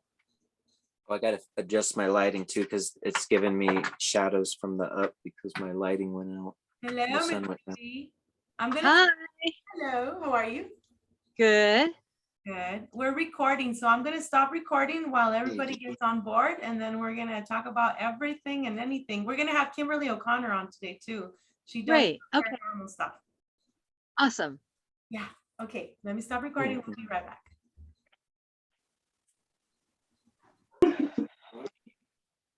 Hi again, everyone. It's Veronica Bartolini with Codebreaker Real Talk, and we just listened to Chad Cooper and I speak about many subjects. And we have Celeste, we have Miss Nicole, Divine Connection, which is Frank and Susan, Judy, and Miss Kimberly O'Connor is on the show for the first time. We're still waiting for Eve, Howard, and Vicky to come up. So I would like to ask Kimberly to introduce herself to the group. And I find it very interesting. How I came across you, I don't remember, but I don't remember last year, either. and I love that you talk about the paranormal. So take it away, Kimberly. Well, first of all, thank you. I'm Kimberly O'Connor. I've had paranormal experiences since I was like 3 or 4, if not sooner. But I remember my first being a robot. That's my cat in the back. And I was like 3 or 4 at that time, but nobody else seen it. And I've had recall of being taken by crafts and talking to beings and things like that since then. I also can communicate with the other side, with the spirits. I have my own spirit guides that I talk to, and I also do spirit writing as well, and just a lot of things. There's probably nothing that I haven't gotten into. Anything that's got to do with the paranormal has got my interest, and it's hard talking about yourself. But yeah, I go and check out things for people, and I've gone to cemeteries, found people that, they like to test you when you're like this, when you have the sixth sense. So they like to test you. Go find this person that I'm thinking about. So that's what I do, as well as communicate, help them with things that they didn't get to say to their family members or friends before they passed on. I help pass on guide spirits to the other side as well. Basically anything that's got to do with the paranormal. I'm on Black Lotus on the panel, been on there for a year now, and we talk about all things paranormal as well. Thank you, Kimberly. Yeah, I've seen some of your You're welcome. with the guys, and thank you for being. Yeah. I totally can relate with you because I also help people pass on. It is one of my favorite things to do, but it is one of the saddest and most emotional invested, I guess you can say, because you want to get them crossed over. I actually helped cross over my pastor, and when I was going to the church, he came to me. I got goosebumps. I helped them cross over, and this man would talk about how you don't have to get cancer. He would say, he would of course use the name, right, that we all know, but he was adamant, oh, you're not supposed to get cancer in this life, and he actually passed away talking about he got cancer. That must have been the hardest thing for him to go through.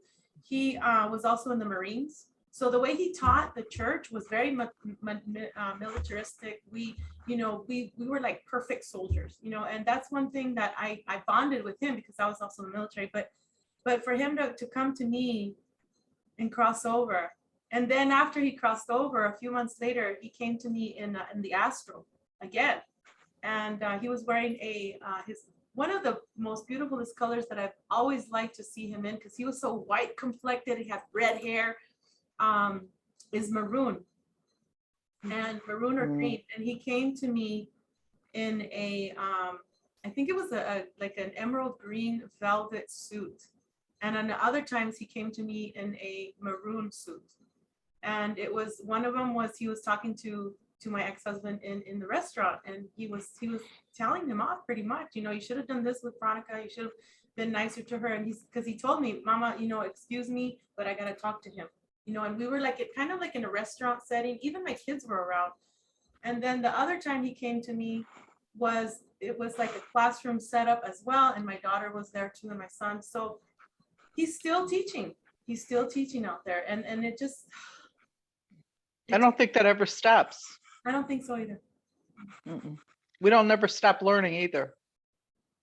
That's always. What are one of your most fondest memories of crossing people over, Kimberly, or something that you might want to talk to us about? Very gratifying. Helping people cross over is very gratifying. It's probably, and I got goosebumps talking about it, it's probably one of the most gratifyingest things that you can actually do.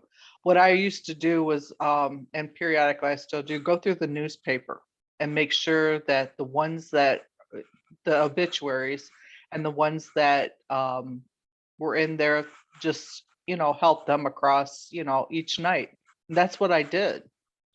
And it wasn't until and I didn't really think anything about it, because at first I wasn't sure that I was actually doing it right. You just do your own thing. There's no book on it. But it wasn't until I got a message from my spirit guide saying, you have no idea how many people you have crossed over. And she was right, I had no idea. But at least I knew that they went. And that was the biggest thing for me.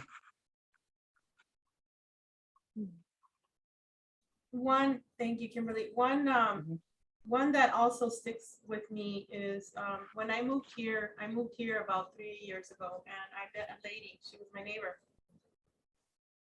and she was an artist, and she was on medication. She had been in the psych ward I don't know how many times. And I saw one of her paintings were actually one of the scenes in one of my memories. And I was like, oh my gosh. So it was the scene where the ocean becomes a huge wave, and it has like a silver lining, and it's like that, when I was a little boy, in one of my experiences playing with the band and everything by the ocean side. And I told her, I said, oh my gosh, I go, that's beautiful. And she goes, yeah, I said, can I buy it from you? And she's like, well, when I finish it, I can give it to you. And I'm like, okay, thank you. And she had a green chair, right? And then so I went to go see her in the hospital. She was in the ICU. And she believed in Buddha, and so back in the day when I didn't, I would cross over people based on what they wanted to use. Now I know better. Now I know what to do better than using the demiurges here. But I was like, okay, well, I asked Buddha to come and help her, to come through the rivers, the waters, to help her cross over. And 3 days later, she's gone. And her brother comes, and I'm like, okay.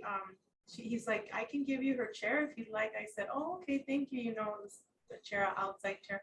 And I said, I was wondering, can I buy the picture, or she said I can have it when she's done. He goes, oh no, we're gonna sell those, because she was a professional artist, painter, and I'm like, okay. I felt like, oh man, like, but it made me feel really, really good that that at least I helped her cross over, and and she was happy. Like, I totally felt her energy change. The monitor was like kind of like going haywire, and then when I got there and I did that, it was just like really calm.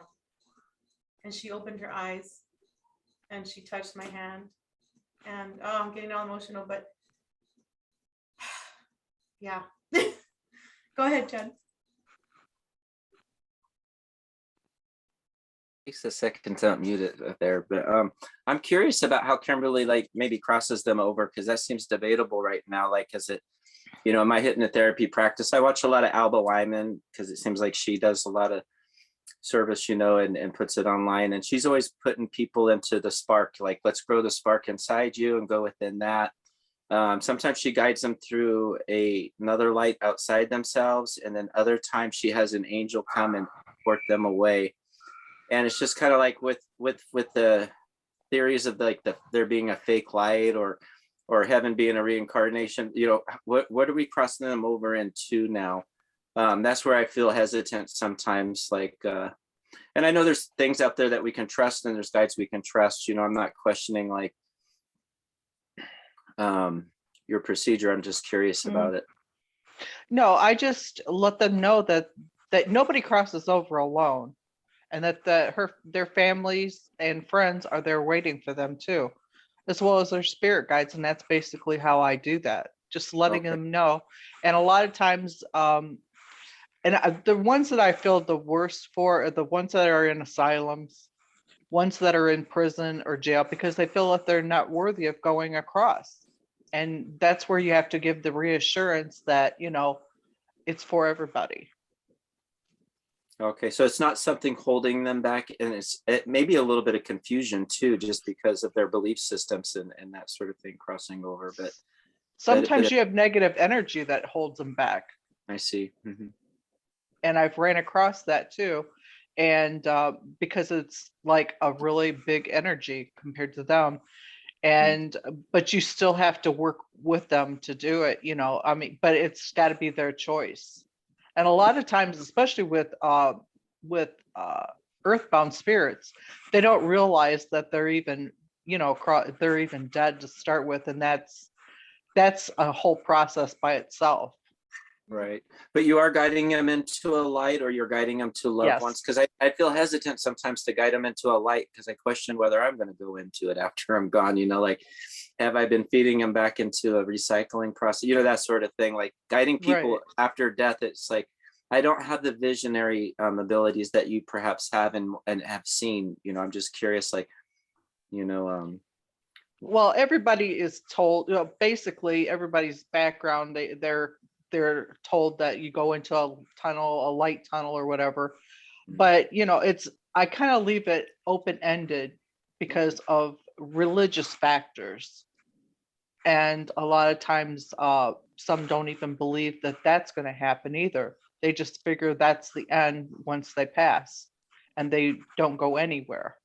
So you kind of have to leave it up to their spirit, to do whatever they want to do.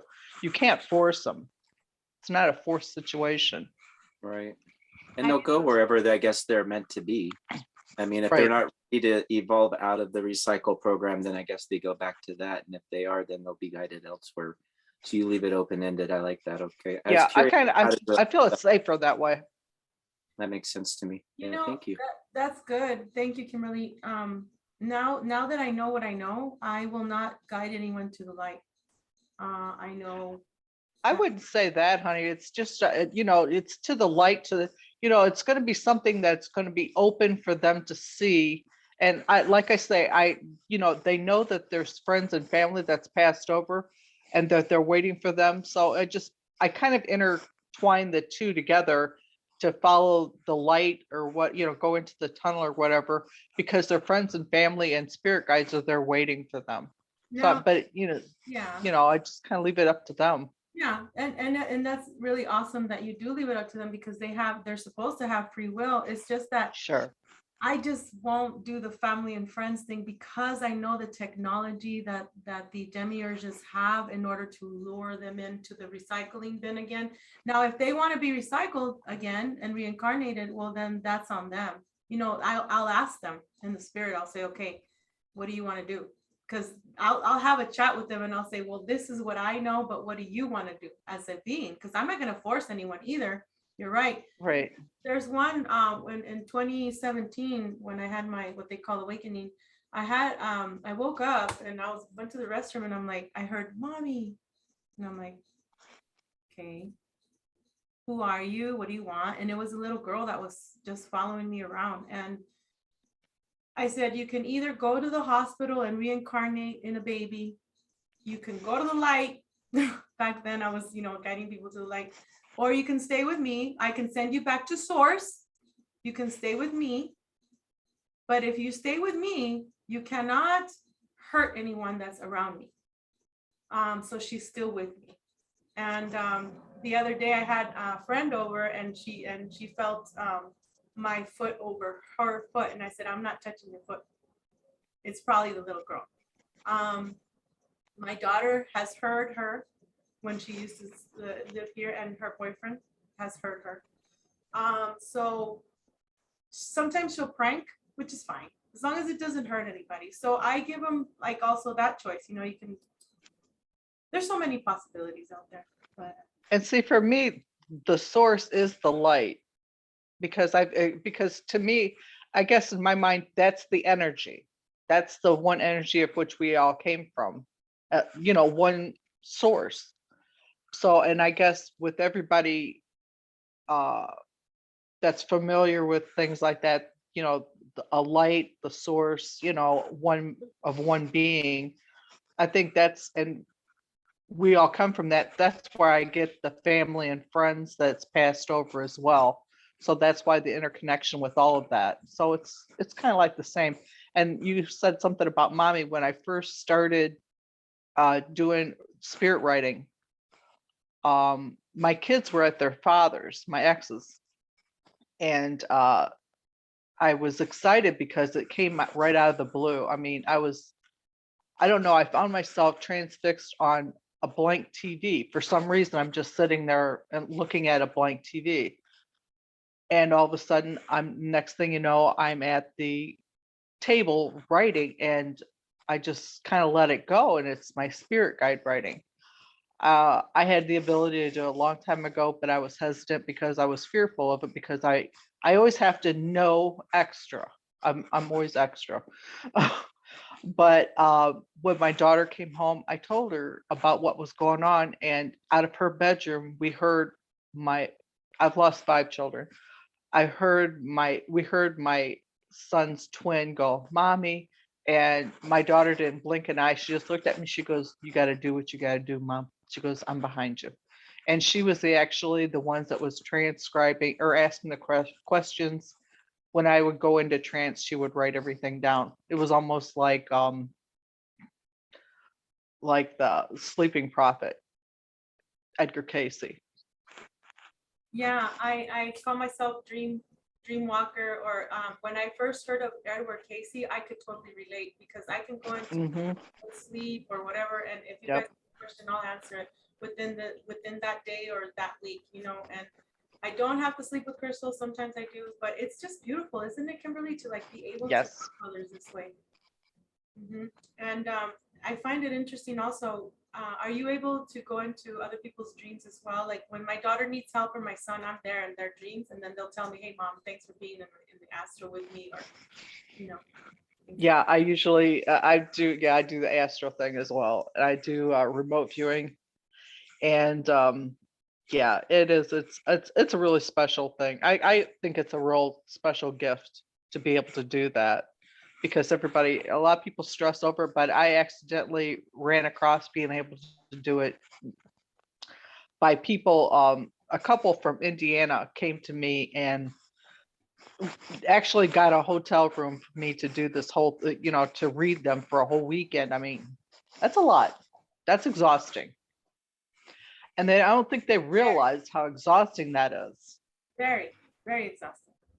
Yeah, but I did it, and I told her about her house and her mom and the whole everything. She goes, "There's no way that you would have known about the intricate things about my house and about the outside unless she was there." And she goes, "You were remote viewing," and that's, I've done that. I've done that several times. Thank you, Kimberly. Judy, do you have a question for Susan or Frank? Yes. I've been told that I should be trying to do automatic writing, but I just can't seem to get over the whatever is blocking me. Are there any suggestions to people who want to be able to do this that you guys might have that would help me? Because I know there's a lot of information, and I've been told that I have guides waiting with information to talk to me, but I have not been able to create that conduit. You just have to really relax, I think. You have to relax, meditate. The more relaxed you are, the more natural it'll become, and it'll be automatic. It'll happen when it's supposed to happen. And yeah, we all have guides that watch over us. Yeah, I agree, Kimberly. And what I like best is when I'm between sleep and awake, especially when I'm sleep deprived, when I haven't slept for 48 hours, 35 hours. I get these, I start writing stuff down, because it's right before you fall asleep or right when you wake up. Well, with me, it's that, and then during the time I'm asleep, I'll get answers for people. So, but for you, Judy, maybe that'll help. Go ahead, Chad. With the automatic writing, do you have words going through your head as you're writing? Is there a thought that's attached to the pen moving, or do you not have a sense of what's going on the paper? I'm curious about that until you read it out. Yeah, what I do, hon, is I write out a list of questions. I write out a list of questions, and then there's times that I just let them tell me whatever they want me to know. So I'm kind of able to read it. Everything seems to be like in a fog when I'm doing it. I'm reading it, but I have zero idea of what's being written because they write all in one line, like everything's in one sentence. But literally after I come out of it, I have no idea of what was ever, whatever answer they gave. Okay, and you put yourself in a trance then to do this. I think Judy was asking that too. Yeah. Okay. You can do that too. You can put yourself into like a hypnosis thing, like counting. Right. 0. Yep, that's what I do. Yeah, I do. Like I tell people, okay, when you go to sleep or whatever, close your eyes. Picture that you're going outside your window or your door. Go outside and look around, remote view. Take the freeway. If you want to take the freeway to go see your child or whoever you want to go visit that night. But see, that's just practice. Now I think about someone and I'm there right here. I'm right here, right there, very easy. I've always been able to do that, but if you guys have a little bit of a block, then that's one way you can do it.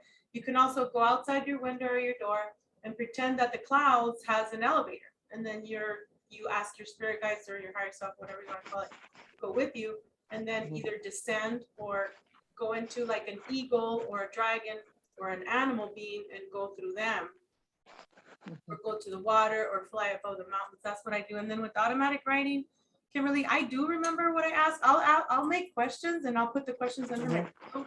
I'll have like a pen or pencil with me. And then during the night, it's really hard because I hardly ever sleep. So when I do this for people, it is draining, but very satisfying. I do remember what was said, and then yes, you're right. It all comes down like in one big old like line of answers. You're right. Yeah. I think it's different for everybody. Everybody does it a little bit differently. But getting back to what you were saying, that you're in between, I'm sleep deprived half the time. And today I just went through this, and I don't know if you've seen it on my group chat or on my group, but all of a sudden something came to me, like when I was like resting, that how abductees are, and I'm putting this out there before I do my show tomorrow, how abductees report seeing a needle going into their eye. Okay, for some reason, this was shown to me in my sleep or in this period of time, and it goes directly into the eye, into the orbital, the nerve and everything, where a camera is like put in there. So it's like a mirror image. So they're seeing what you're seeing. Yes. Or a transmitter is also the word that was shown to me and told. Yes. I had no idea what the hell this was about. That's the Supersoldier program. That's what most of us here have been involved with. And my left eye is my sharpshooter eye, and that's where the numbers are. And if I'm telling you something, you can tell I'm not lying because the information will go through that eye. And I will send you, everyone, meaning when I talk, I got goosebumps. Yeah, sometimes it's really hard to talk because there's a block in what they did with Exactly linguistics and my Spanish and the English and all the other languages that I know, sign language included. So it's really hard sometimes to talk. So what I'll do is I'll send pictures to you guys, because most of the time they'll send stuff for me to go random, the agency, CIA, whatever, in order for me to like not remember what I'm saying. So I will send images. And if you look at the movie Bloodshot as well, if you look at that Supersoldier stuff with the red nanobites, you know, we had the red goo, the green goo, the pink goo, the yellow goo, the all kinds of goo, black goo. And then the movie that I told everybody if they could watch was Blade Runner 2049. That was really, really hard for me to watch yesterday. It took me the whole day to finish it, where they take the guy's eye out and he has a serial number and he has his memories there. So they take his eye, they put it in somewhere, like little glass thing, kind of like Jupiter Ascending, that movie where they have the adrenochrome files. And then you put it on a machine, on a technology thing, and then they can see the memories. So you're spot on, Kimberly. Anybody want to say something, Susan, Frank, about the secret space program, or anybody? I was just going to add that it doesn't necessarily mean anything to do with a super social aspect of the program. It could be any other level of any other program that is compartmentalized that 9 out of 10, it's not even extraterrestrial. The extraterrestrials have nothing to do with it. There's human beings that have very advanced means of technology that would seem very extraterrestrial in nature. It's reverse engineered, anti-gravity like craft, acoustic propulsion,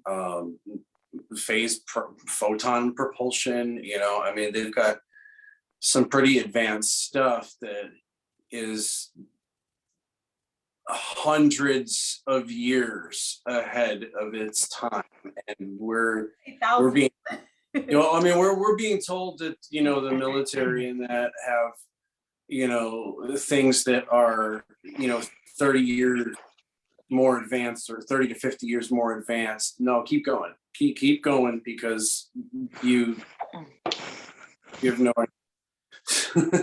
So Sorry. it's people. It's people.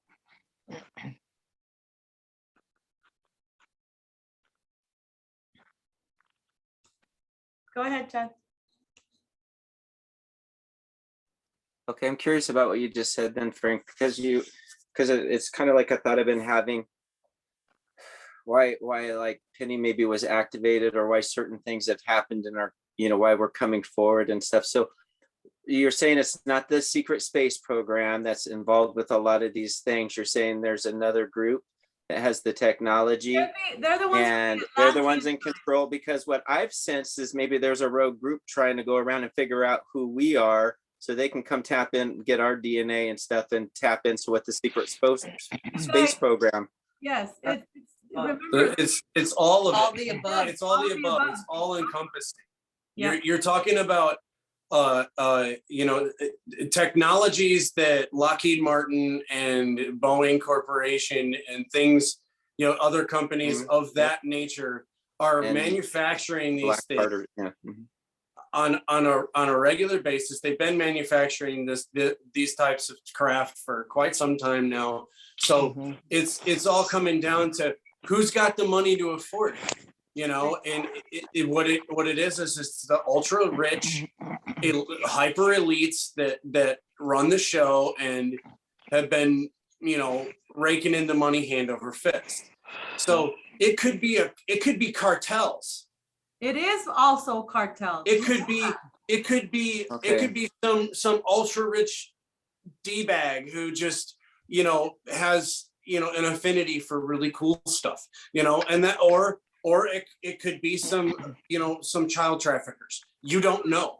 We don't know. It could be any level of thing, and it is. It's just every level right. of It's just thing. who pays the more money. That's all it comes down to. Okay. I promise you that the military have a much bigger vested interest in the technologies than any other facet, period, hands down. The Department of Defense. But don't ever, you know, just discount that there are, you know, plenty of other different facets that can. The thing that clued me off to this too was because everyone says like, okay, they got us tagged and they can monitor us, they can find us wherever they want, forget about hiding. Well, I feel like when I started coming out with doing videos, I got targeted all of a sudden, like, oh, there he is. Well, I thought, well, maybe they can't track us as well as we thought. Okay, well, no, the ones that created the Supersoldier program, they can track the hell out of us, whatever they want. It's the rogue groups that have the technology now or that are attacking, right? Is that what I'm understanding? Because now they figured out, oh, there's one, so let's go. Well, here, Chad, you let me- also gotta remember, at a basic level, everyone has their own energy signature, just like a fingerprint. When I do Reiki and I pull their energy body onto my table doing distance Reiki, I tap into their energy body and I can feel them. They're doing the same thing. They're tapping into our energy body and sucking it right out. and it's Who's more they, than though? Not the secret space program, but the rogue groups, All right? of them. Once they see who we are. Oh, I There's- see. there's something else at play here that a lot of people are not seeing, and what a lot of people aren't even knowing to even be able to disclose. And that's what the problem with a lot of secret space program whistleblowers is, that they keep blasting off at the speed of light, talking about all of these different memories that they've had. And that's great that we've got these memories, but they're trafficking people. Okay, that's the bottom line here. All right, and a lot of people are really misconstruing things. You know, there's people with really, really high levels of technology that are trafficking people, and they're trafficking dangerous weapons, and they have dangerous weapons. Okay, that's the important part. Screw the rest of it. Okay, I don't care about any of the delusions of grandeur about any super soldier secret space program adventures that anybody had. Okay, those are cool, and maybe we too have those memories. Okay, but that's not important. That's not Okay. important. But do you But think it's one like the other- monk There's fish, only one you other know? thing I wanted to elaborate, and when you were saying something about the whole being monitored thing, okay, there's a thing that's called there's Hitachi and there's Toshiba Smart Dust. Okay, it's everywhere. It's been sprayed. Also in competition, and they come with It's everywhere. Yes, And they can see everything. They don't need a camera. They right. can read everything through vibrations in the air. Like they literally can have this dust can literally sit all over the place, Yeah. like it does, and they can just sit and get readings back Yes. all day long. And they Okay. can. There's nothing they can't see because Okay, they, but that, by they, I'm What? I'm assuming you're talking about the secret space program, but what I'm curious about is there's still a question out there. We about gotta why- keep. We gotta stop going back to this blanket term of secret space program. Well, what okay? I'm saying is there like there are there's- multiple different facets of and that's government organizations, CIA, and other military. and that's what I'm operations. separating here. So what I'm curious about is I feel like the secret space program, okay, they can monitor everything you're talking about, the dust and everything, and maybe some of the agencies down here.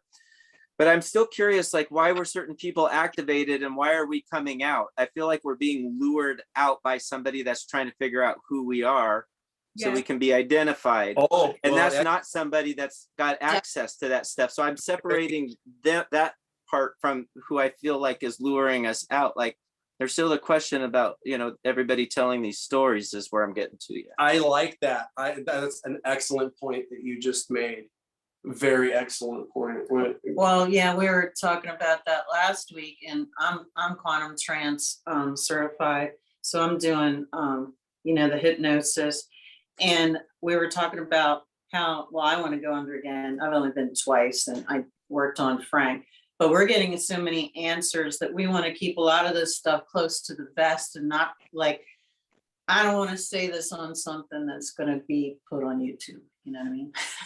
Well, and that's the thing is everybody keeps blasting off at the speed of light, giving everybody a consistent play-by-play in real time of every single thing that they've uncovered or realized or QHHT'd or whatever, you know. And Frank, but we have to get it out. We have to get the information out because it's part of our I'm talking about myself, about the mission, but I do. But there's also other people who are claiming to be assets, and they might even be assets to some degree, but they're actually lying about who they are and what they did. Well, I already told you who works for the CIA, and she has no record with the ACIO. You already know who it is offline. I already told you guys who it is, and she's very prominent in our community. Yeah, well, that's pretty interesting that you'd say that. That puts, that sheds a light on a lot of different things. And Wow. this was verified by Peter the Insider, ACIO. Anyway, real quick, let me read this and then you guys can continue. What's synthetic about SAR?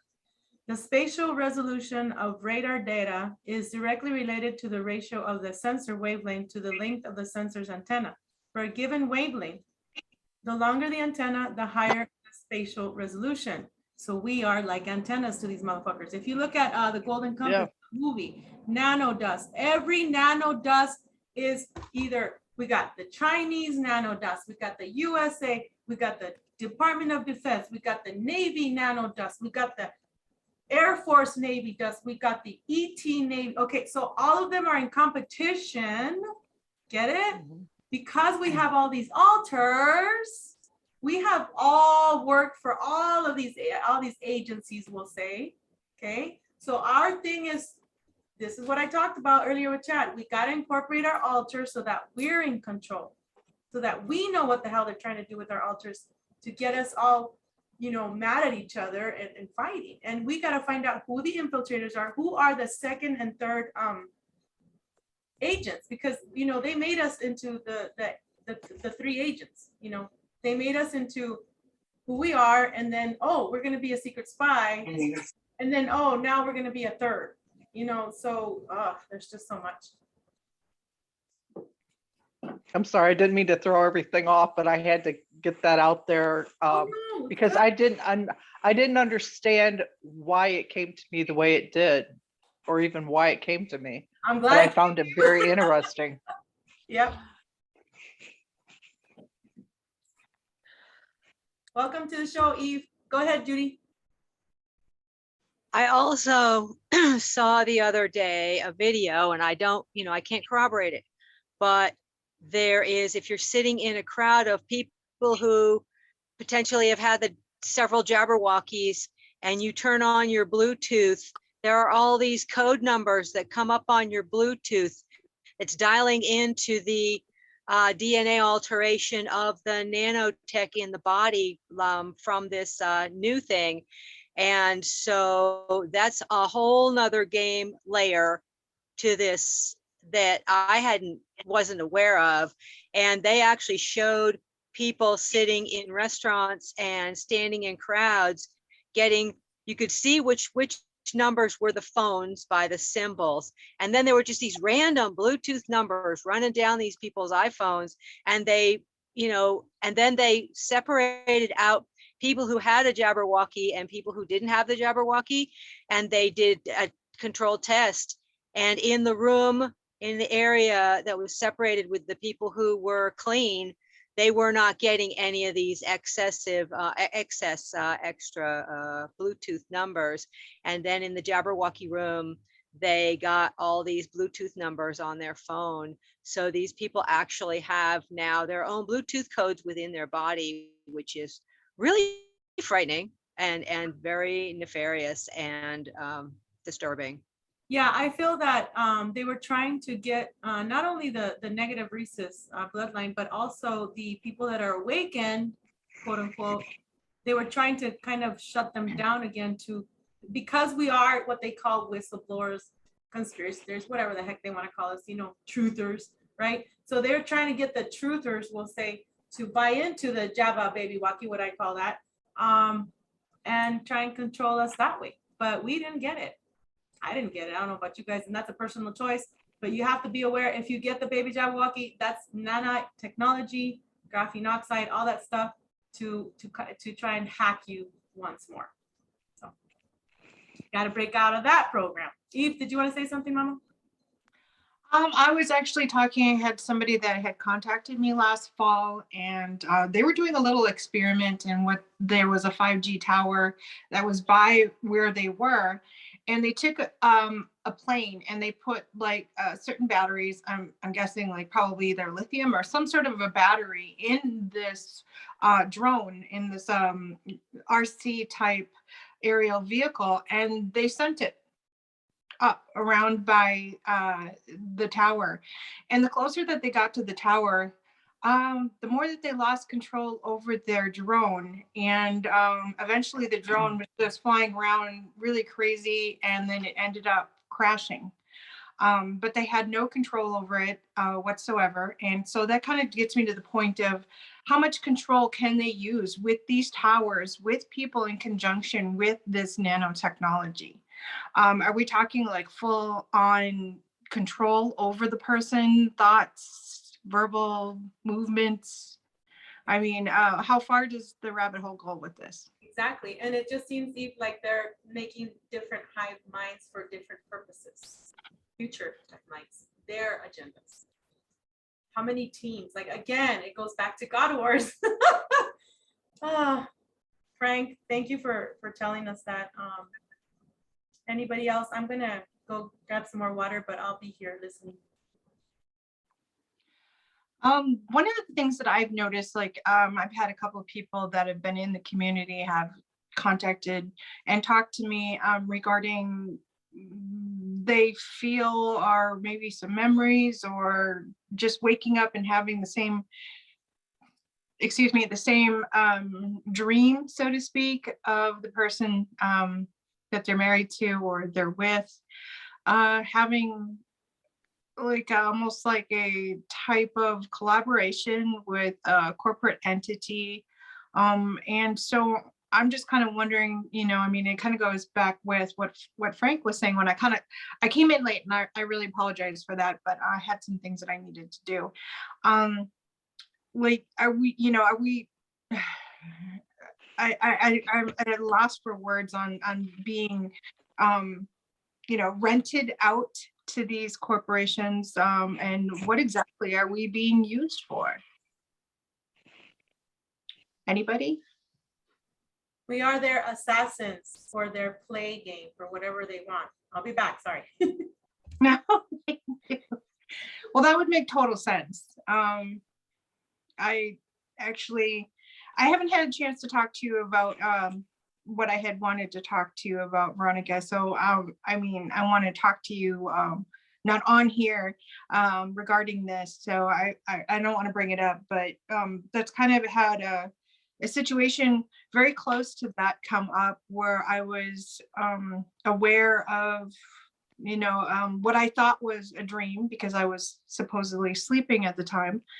But I know one of the things in being, you know, studying psychology and dreams and lucid dreams is, you know, you're not supposed to be able to read during these dreams, where you're lucid dreaming or you're dreaming, REM. You're not supposed to be able to read. You know, you pick up a piece of paper, you won't be able to see what's on the paper, signs, street signs, anything like that. And I was actually on a highway and I knew exactly where I was. I was in a metropolitan area, and the person that I was with asked me if I knew how to get to where we were going. And I said, yes, I'm pretty sure I do. And I was following street signs. I was following freeway signs, certain freeways. And I'm like 98% sure I knew where I was when this was happening. And I've had other dreams too, where I'm like reading letters, or I'm on my phone, or I'm very aware that I need to find out where I am. And I'm able to pick out a street sign, like a green street sign, and read it. Like, you know, 8th Street, 7.5 Street.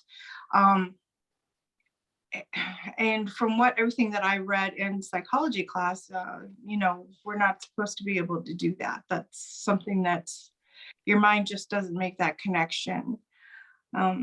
So I just thought that was kind of strange.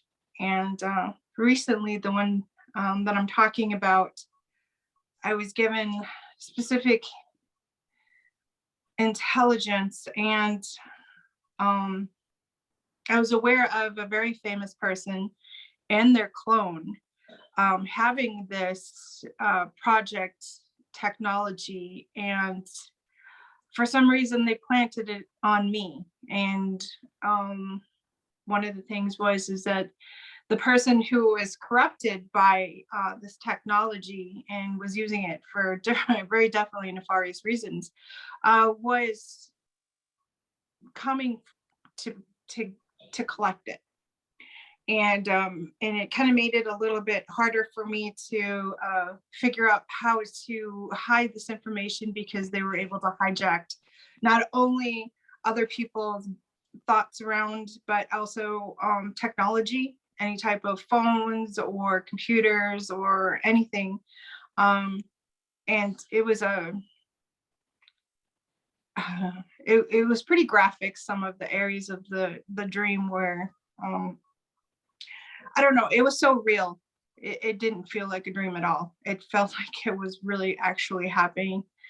And I woke up and I remember like the next, I think that was a Friday morning. And I was kind of really sad like that whole day, just thinking about all this information and trying to, you know, bring it in and actually think about a lot of it, and wondering if I should even say anything.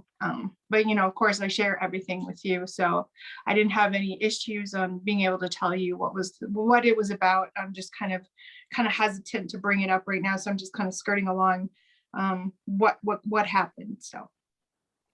Well, remember, if it feels real with your heart, mind, body, soul, then it is real. It is an experience. It is a memory.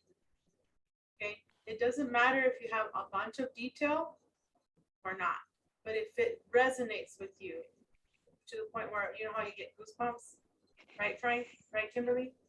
Yes. And I have Right. a problem saying it is real really fast. Israel. Why is it Israel? Because of the Stargate there, right? There's Stargates everywhere, the black goo. Mm-hmm. That has been bothering me for a long time now. I have a really good picture I wanted to send you before the show, and of course I didn't get a chance to because I got really busy. But if we take a little break, or if you've already taken a break, I'll just jump off here and I'll send it to you. But it's a beautiful picture. Thank you.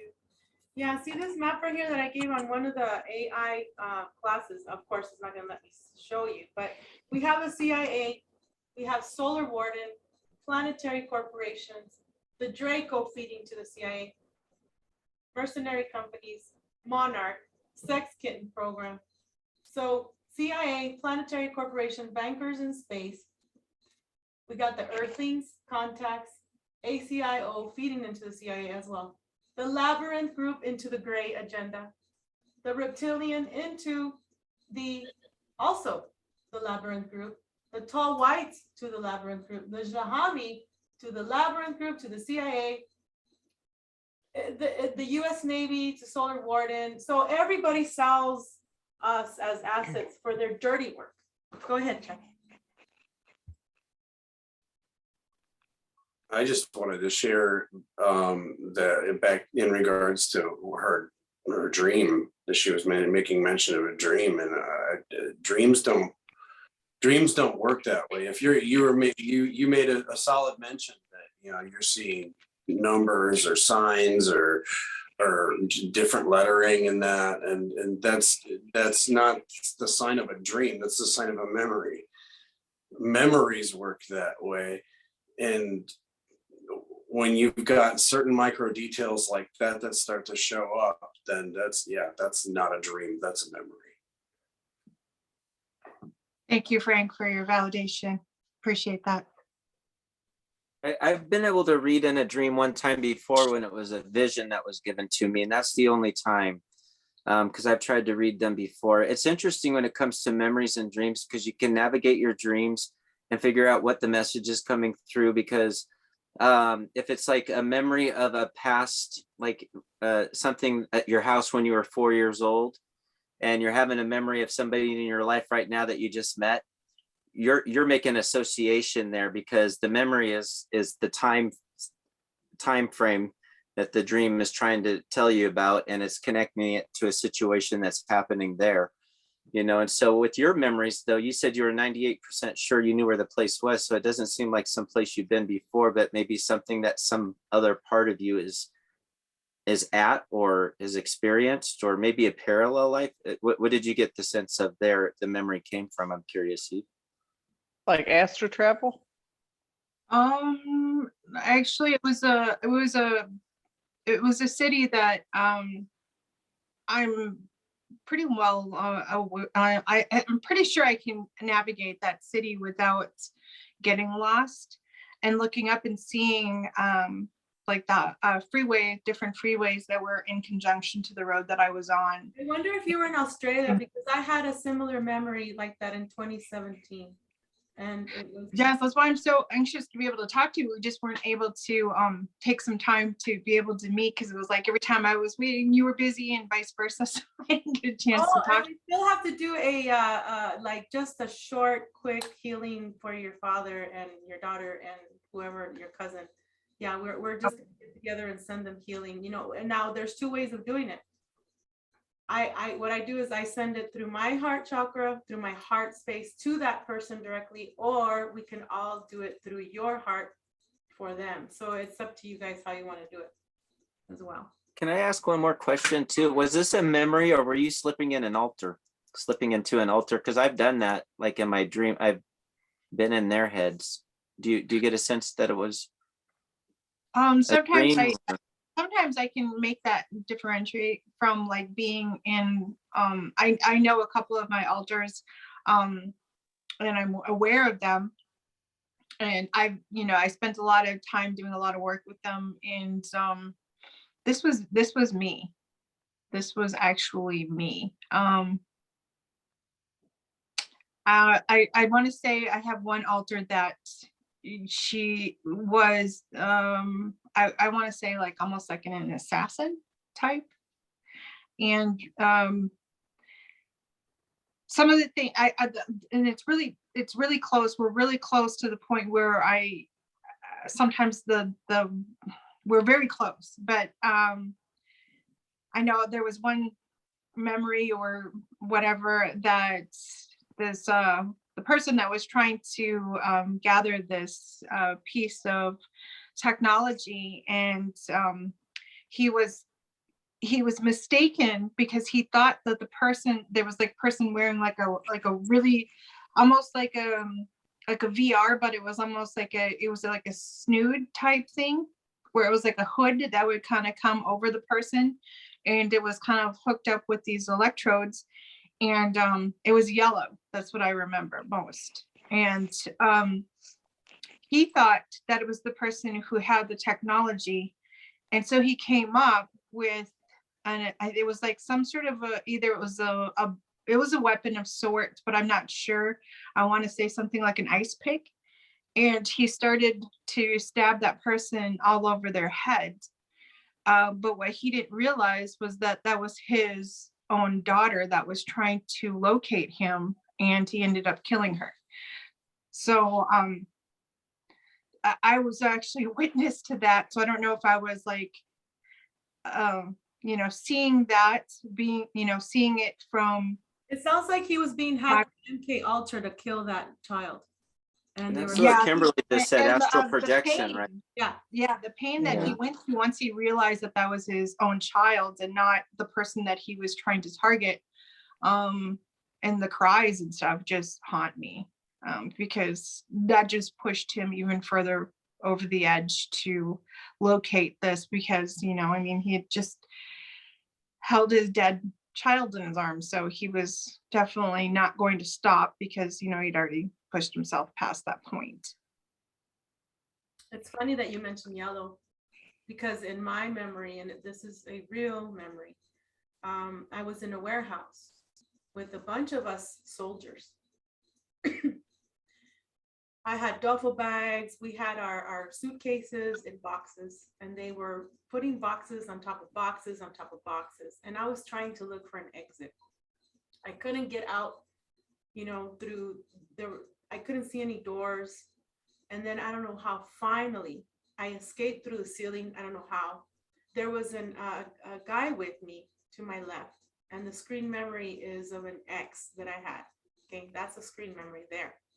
It's kind of like a handler situation. Okay, and I was able to escape, and then all of a sudden I'm inside my old garage home when I was married, and inside a yellow truck. It's funny that you mentioned that. It's an old, like a Chevy old yellow truck. Then I am flying in the truck, and the guy, I don't know where he is at this time, but I'm holding on to the door, and I'm holding on and I'm flying, and I'm in another country. So I don't know if it's Russia or if it's Australia that I'm in. And I pass through the cemetery, and then I have another screen memory there where I'm in Washington, D.C. because in high school, I was in Washington, D.C. I was selected for the close-up program because they wanted me to be a politician. And I went to the changing of the guard. And that's what it seemed like I was. So all of this is weird. Like, you know, you mentioned all this stuff. Go ahead, Chap. Thanks. You raised your hand? I didn't. So Frank, I have a question for you. Yeah, thank you. You're welcome. I know what you mean about us speaking about the memories and giving them clues and answers, these mother effers that don't need to know. I mean, there was a reason why they sent people to us in the March conference, why they sent that one man to go check me and you two out, you and Susan. So they wanted to see if we were legit. And ever since then, I've been targeted, okay? What do? Do we just wait? Do we keep talking? Because I'm gonna keep talking for now. Or do we stop talking when we have our community? Do we even build a community? Well, there's nothing wrong with us building a community. We've got to just be really better about vetting out who's who and what's what, you know, because this whole entire disclosure community has been infiltrated by LARPs, liars, schemers, and people that just want to get famous or just get okay. They're not here to help anyone or help anything. Okay, our bottom line is that we're supposed to be helping the community. If we're doing this to just tell a story about some cool space shit, then what in the hell are we doing? You know, we need to be careful about what we disclose and make sure that it's going to be relevant and real. You know, right now it's difficult to judge whether or not I want to participate in the mainstream disclosure community because there's too many people within the community that are just going around just shitting all over everything, and they're doing it on purpose. And the other part too is that our words are being misconstrued. They're being taken way out of context. People are taking and applying their own meaning to what we are saying. And they're taking our memories as if they were their own motherfuckers. And that too. That's the other aspect as well. You just nailed it right there, Firo. It's all for fame and fortune.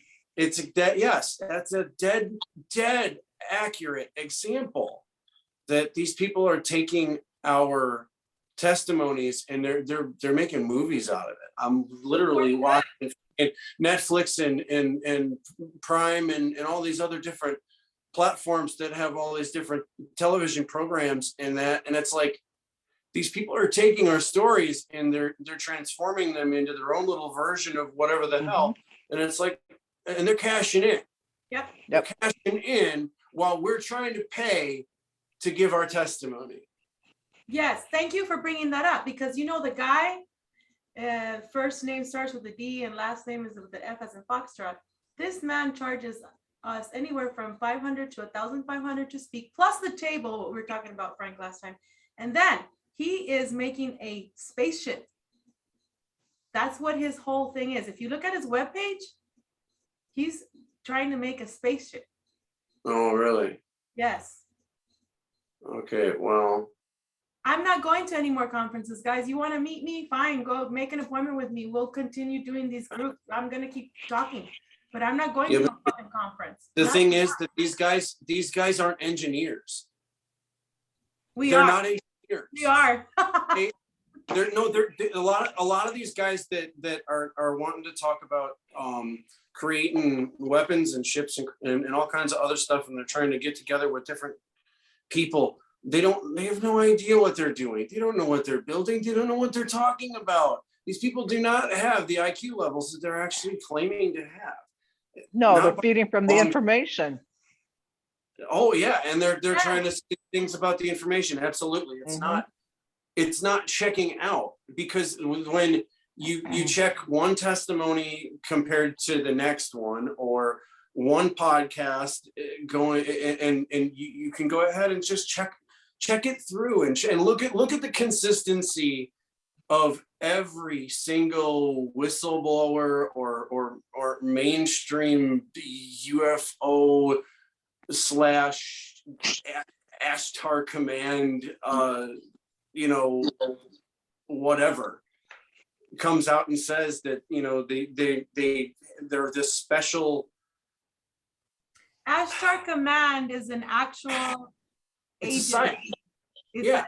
it's one of the ones that wants our information. Okay, he's a trickster, guys.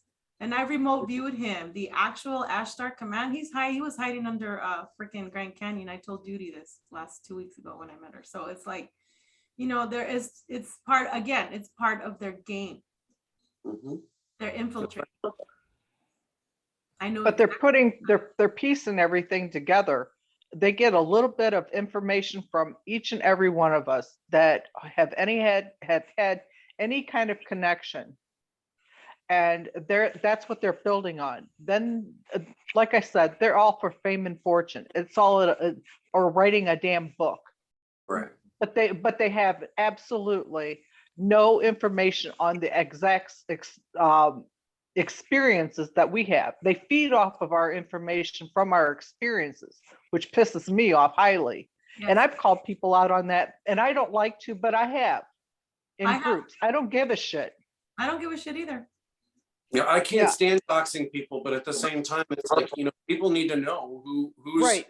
who's the dangerous individuals, because if they're not noticing the red flags, and these people have made it into the mainstream aspects of this Right. community, and they're just blowing the whistle, but all that's coming out of their mouth is just consistent diarrhea and ass clownery, then they're not giving disclosure. They're just blasting off at What the they're mouth. doing is giving everybody else's information. They have had no experience of their own.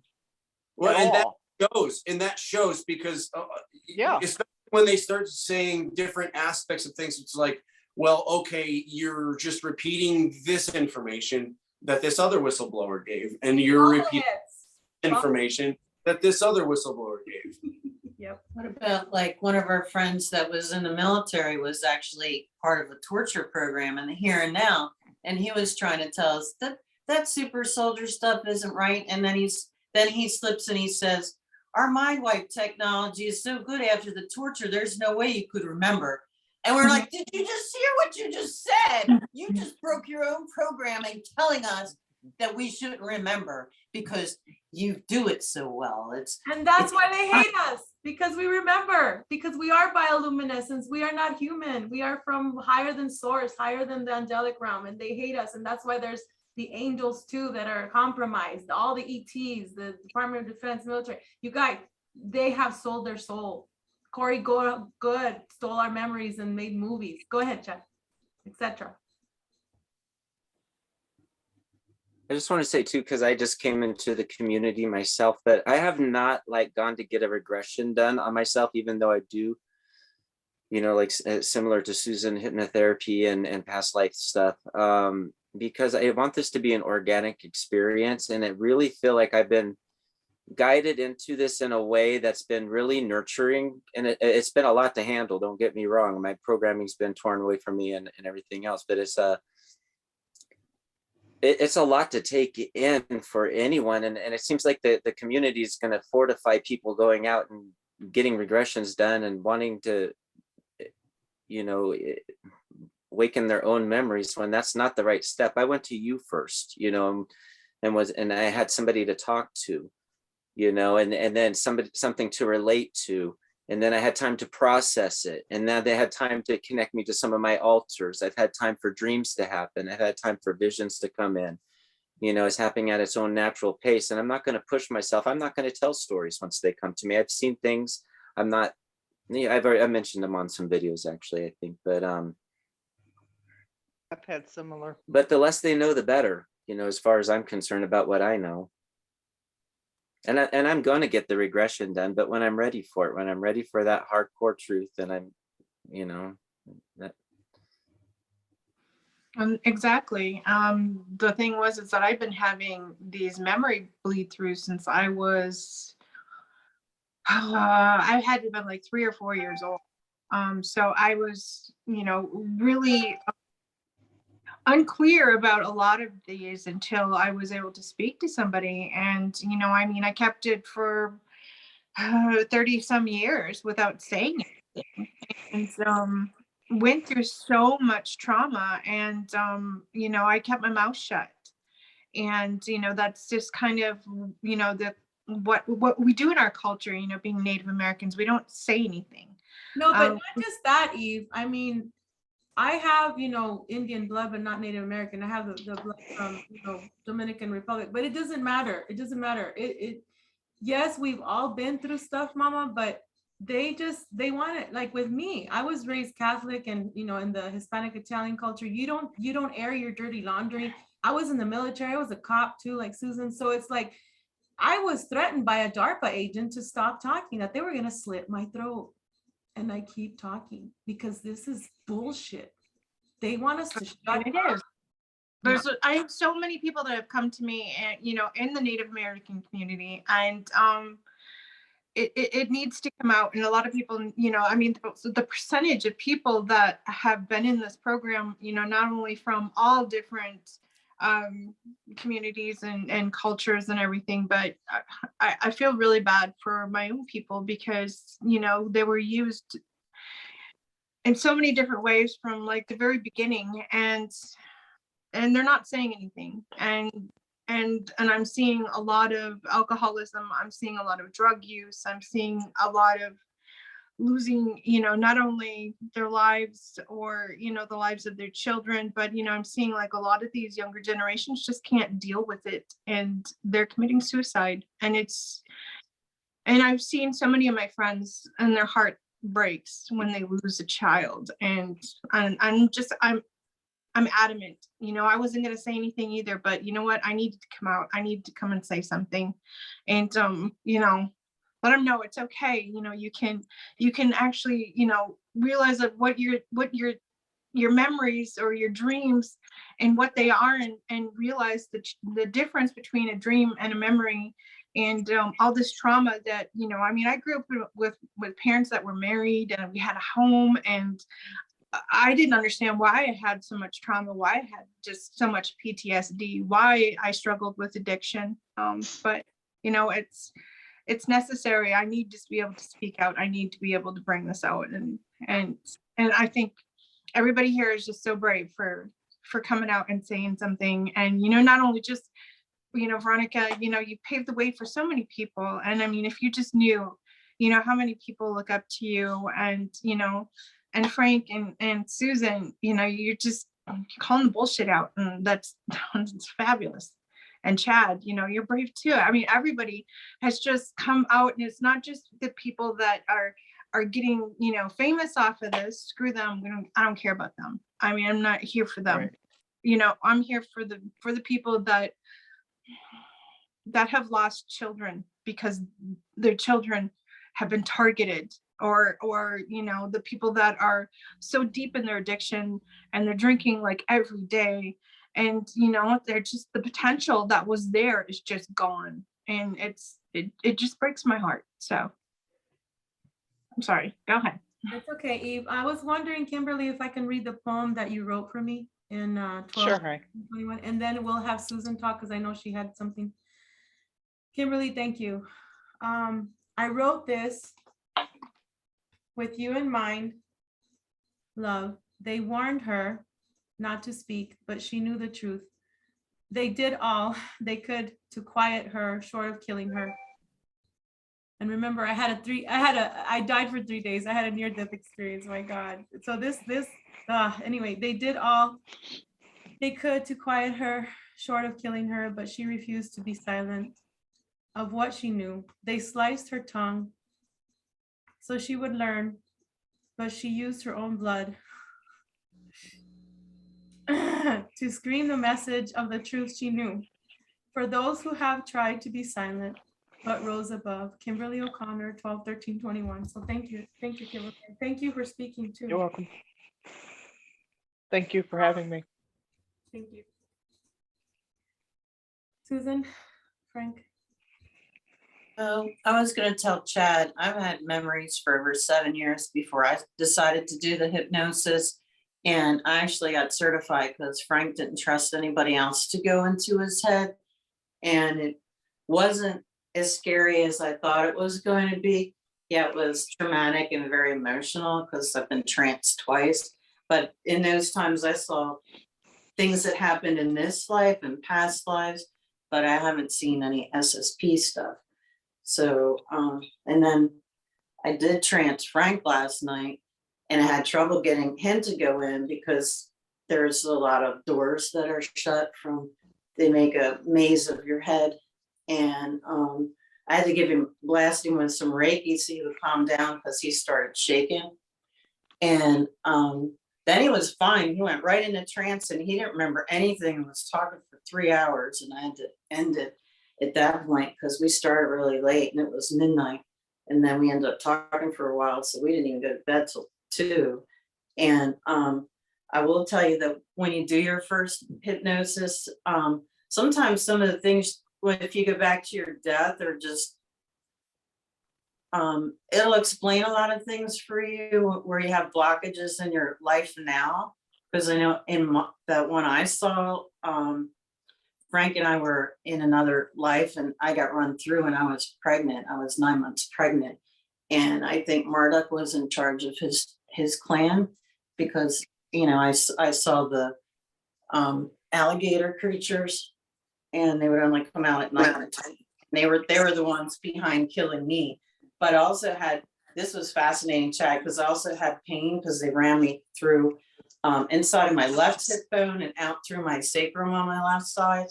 And some of the pain came out of that area of my body after the session. So that was really wild. But yeah, and also some other strange things that happened on the PD, I got answers to. And it wasn't what I was expecting. It was a lot different. I wonder if that was Project Kruger in Venus that I was talking to Chad about earlier. Because it was when, I guess we could talk offline. I mean, I could tell you. So I was a boy in Project Ibis, one of the angelic projects. Project Ibis that Max Spears was in. I think there was 42 of us. And in Venus, I'm in this shell, kind of like white tarps. And there was these lines coming from the ceiling. There was a lady, a black lady, a Chinese guy, another boy. Then there was these doctors with white coats. And then there was another room in the back. They were cleaning the table because I had just been on the table. And my left hand was metallic. And I was like, what the fuck am I doing here? There was these other people that were giving away their, they were hooked up to these machines from the ceiling, giving away their blood, meaning that they were selling their soul to be connected to the Elon Musk shit, okay? Transhumanism. And they had been promised that their family, their bloodline was going to be taken care of, but I knew they were lying. And I was a little boy in this, and I had white, like NASA, the white thing, but it was plasticky, like real plasticky, like kind of big, and my body too. And I had like a visor that I could barely see. My hand was still metallic. And this is Project Kruger in Venus. And when I was coming out, one of the doctors said, be careful, there's water here. Careful, there's rocks. So I was stepping on the rocks with the water. And then to my left, I see this man, but he's very, very bulky. And he's telling me, you better run, because at night, I'm going to eat you. And then he started shape-shifting into like this reptilian dinosaur looking guy. And I ran, and I was running with the tigers, with the lions, with other kids. And this isn't, and I hope James Ring still has this, because I did this through, it was a memory that I had, but then I did a regression with him about the memory. And there was this gate, an invisible gate. And I went through it. And it was an electrical, for electrocution, and these beings couldn't go through it. But me and the other kids and the lions and the tigers could go through. And then I was able to also flag someone down. He was a Sergeant Lee, and he was an Asian sergeant, and he was in these little things that go like up and down like a seesaw, like for the trains. And I was there. I got on top of that thing, and he took me to a safe place, which was down in the caves. And the last thing I remember was when the kids were inside. A bunch of us kids were inside, and I was ready to go in. And it was like an open metallic door, but it was like a cave as well. And that's what I remember. So I wonder if that regression you did with Frank was part of that Kruger IBIS program in Venus. No. And the forest, like when they blindfolded us and did all that stupid stuff. I know we were in Project IBIS, but he didn't talk about that. My regression didn't include that. It was more personal stuff. It was a lot of here and now stuff. More things that have to do with what's going on right now. So I was able to get a lot of insight. And the thing is that I wasn't really even going to bother with any regressions in that until I realized that, I probably should, because there's some things that I'm having blocks on and some things that I probably do need to look at. And it's mostly just for my healing process and that. But I never really did any QHHT sessions before last night. I never did. And I'd recovered all of these memories previous. So, we're going all the way back to technically pre-birth, but if you want to get. Yeah, I have memories pre-birth too. And I want Susan to help me out too. And you're right, Frank. I didn't do any regressions in this until I had memories. Because I didn't want to be like a dumbass over there saying, oh yeah, I was using Supersoldier, I will tell you though, that if you have partial memories, like where I was seeing Frank on the beach and we were like 6 years old and he got stung with a man of war, I went and saw the whole lifetime where I couldn't see it. I just had that memory of him getting stung and me taking him to the healer. But when I did the QT, I found out the healer I took him to was actually my great grandmother, and she's been waiting for me to come back. So I want another session because she says she's been waiting and she's lots to tell me. She told me a lot, but I want to hear some more.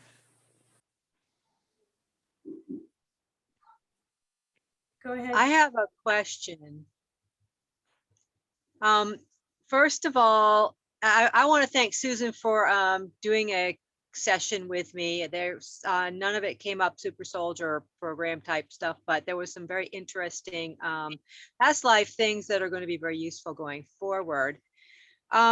You mentioned alligator people, Susan. I'm not familiar with that, but I had a dream last night with a whole bunch of alligators. That's not within the normal context of my dream, and I was floating and trying to make sure I held on to the cats so the alligators wouldn't eat them. And there were all sizes of alligators. I don't live where there's alligators. I've only ever seen them once in my life. And so I thought that was really weird. And then today you bring up alligator people. So if that could be, if you could elaborate. The alligator people were bipedal, and they looked like those alligator people from, Egypt, where you see them, carved in the stone, the hieroglyphs. And it was weird because where I saw these alligators was probably northwestern Scotland or northeastern Ireland, and that's not tropical at all. So there shouldn't be alligator people, bipedal people, but somehow they were over top ruling or had incepted the clan of his somehow. Past life regression. Yeah, in the past life. Okay. I might have something to add to that too, because there's a couple of things I could add, but the one thing is I was tuning into a group called Kalast one time and just going over and over, and I got connected to them, and it was through a leopard being, a white leopard being, and then I had this dream that involved a reptile, and it showed it attacking this lady. It was an iguana, and it invoked this fear in me, and with that jolt of fear, they were able to jump in, and it had an energetic connection happen around me and an experience. But it almost seems like they're using the reptiles to evoke an emotion in you so that they can feed off that energy and tune into, it's like the reptilians tuning into you in your sleep, and they're using that to kind of invoke a fear or save the kitty or something too, and it could be those beings actually that you're talking about, those bipedal ones. But that seems like a technique they kind of use Well, to get your energy charged yeah, so they can come in. Who was behind the murder, and they showed it was them, these alligator beings, and for some reason I think one of them was Marta. I don't know why, but Oh wow. yeah. I gotta just real quick tell you, I've had memories of a hippopotamus and crocodiles. And then another memory, there with the alligators, that there's like a castle, kind of like, and then there's these dead bodies everywhere. And then I have to go through the water, like try not to get on the dead bodies. That's, I don't know. Weird. That castle. I hate the castle memories. Anyway, Kimberly, thank you. I had talked to a friend of mine, and then was going into a meditation one night, and there was, because I had never seen or had any dealing that I recall anyhow of any reptilians, and then I see 3 of them. I'm like brought to these 3 really tall, just like 7 foot or so, looking like reptilian and beings, but I don't have fear. I don't know why. Maybe I'm just, something's wrong with me. I just don't show or have the emotional fear. My heart doesn't race, and I take notice of that as well. Yeah, I don't either. Yeah, we don't have that fear anymore after we. I don't know. I thought there was something. Thank God I'm not the only one. I just have don't a fear have of that. success. That's it. What's that, honey? I have a fear of success. That's a weird, I don't know, that's their programming, but that's the only fear I have. I don't have fear like that. It's I don't have crazy. fear. I would like to comment on to Susan though about what she said earlier, and because I agree with you. I mean, it is a really safe modality to get especially what you're practicing, because it's very well, there's an hour, there's discussion beforehand, so you get to know the client, you build rapport, you also you make that connection and everything. What I was more or less talking about was kind of like I hopped on Penny's web, her platform, because I didn't know where else to go, and I didn't know how to, and I wrote to her, and I'm just like, I'm kind of freaking out about this, and she I don't know what to do. Maybe I should get a regression. I didn't know where to go at that point. But I didn't have any memories, and I was figuring things out. But at the same time, she kind of wanted me to connect to the platform, but I didn't have the memory, so I couldn't connect to them. It was not a conversation I could have. So I almost felt like, I feel motivated. Like, you shouldn't go to a regression with intentions, right? You should go open-minded and stuff. I think that's why yours are working out so well, but if I would have headed in and dived in, I would have been headstrong to figure out what the heck happened to me behind the scenes. And I didn't have that emotional backing just yet, that your subconscious supplies you with the past life beforehand and the conversation afterhand. It would have been a little different then for me. I'm glad I went the route that I did, but you are right. It would have been safe to do a regression first, going through someone like yourself. I think the first time I actually did anything like that, it was like I had a memory, and I've had this memory for so long. I mean, even before I remember being in a crib. I was able to take that and tell my mother that she used to put the baby blanket over my crib, and she was like, "How did you know that?" And I was like, "I remember looking at it." So I knew that, I was able to remember things from a really young age. And with this memory, I was able to speak with somebody that at the time I trusted, and who was affiliated with being SSP and working with a lot of the programs. And he was able to remote view that precise moment when I was talking about the memory. And he was able to pull up that I was on a base on the moon. And so I was like, okay, well, that would totally make sense. And then when I did my regression, I did it to somebody who was also affiliated. I met through everybody in the community, and I was pulling up memories that, from really strange memories. And I didn't realize it at the time, but I was pulling up memories as another being, not being human, but being a total different alien species.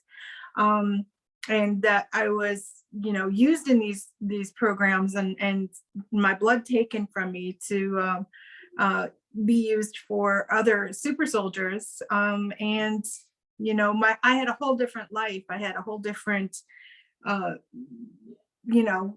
actual memories of having a totally different life than being here. But I remember coming here and knowing that I was going to be, subjected to a lot of torture and being used and stuff. So I actually did that first. I did the regression first without having any of the memories. So I think I think it was good for me to be able to pull up some of the memories and then go into it with nothing. I wasn't expecting anything. I was just kind of, based off of what I was told by a remote viewer. And then I just kind of went with it. So I pulled up all these memories that didn't make sense to me. And then I ended up about a year after that doing another regression through my Reiki master, and able to had a list of questions of things regarding the first regression, and having those questions answered, and going, okay, there's an actual pieces of the puzzle that just kind of dropped into place. So I think I did it a little bit backwards than you did, Chad. So it was kind of cool to hear both of our, how we went about it, and hopefully it helps, other people to us telling about it anyway.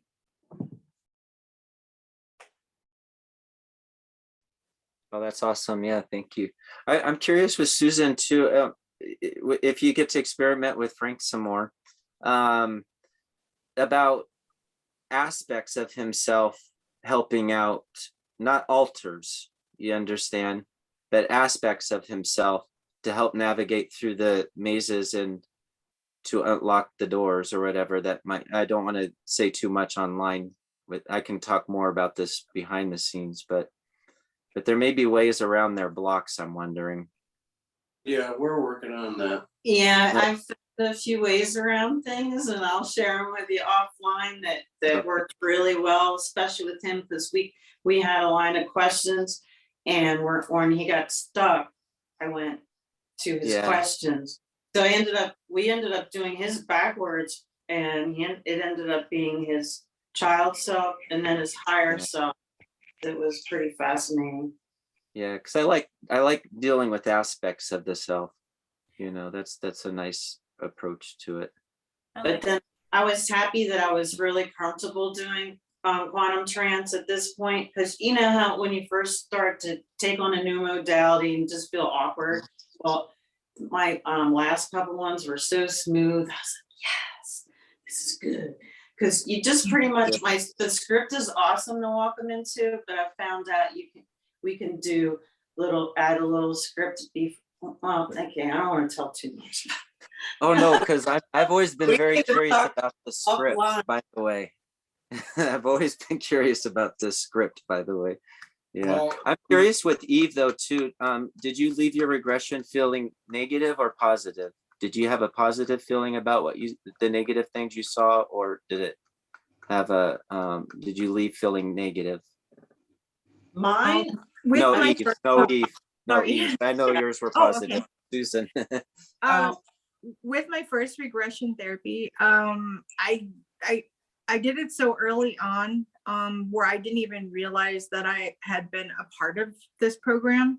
I had been hearing everybody else's stories and stuff, and which is really weird because like what I came up with was nothing like anything that I had heard from other people. So I knew that I wasn't letting their stories influence anything that I had to say or anything that my during these regression came out, because I have it all on tape. I was able to tape that, the first one and the second one, but I thought that it was really positive, but yet at that point too, I still wasn't entirely convinced that I had been used as a super soldier. So I was still like, okay, well, I might have been an asset. I wasn't really, there was no 100%. And I kind of came away with feeling some validation, but I also felt, I had some clues to go off of so that I could do some research. So I spent a lot of time talking to other people and saying, I have this code word that came up during my regression, and does anybody have any idea what it means? And it ended up going to Johan, and he was able to actually and he was trying to pass on the information. And the weird thing is that it wasn't going through. He was trying, he passed it on to somebody else who tried to pass it on to me, and it wasn't going through. And it was like I wasn't ready to hear it yet. I got you. But when I was ready, I had no problem finding the information, and it was just kind of like, yeah, that makes total sense now. Thank you. Okay. Kimberly. I've been asked to do to have the regression therapy done because I have a lot of recall on me being taken several times. But the guy wanted to, because I had good I had good experiences except for one, and I can talk to you guys about that off air. But he wanted to do the regression therapy to bring back any pain of examinations that I would have had, because I don't have any recall of any of that. Why would I want to recall pain? It made no sense to me. I know that I was examined because at one point I was awakened and alerted to something. But why would I actually want to recall the actual pain? So recall for me didn't make sense. Or not recall, but regression therapy for that made no sense to me. I have a lot of recall as far as my own,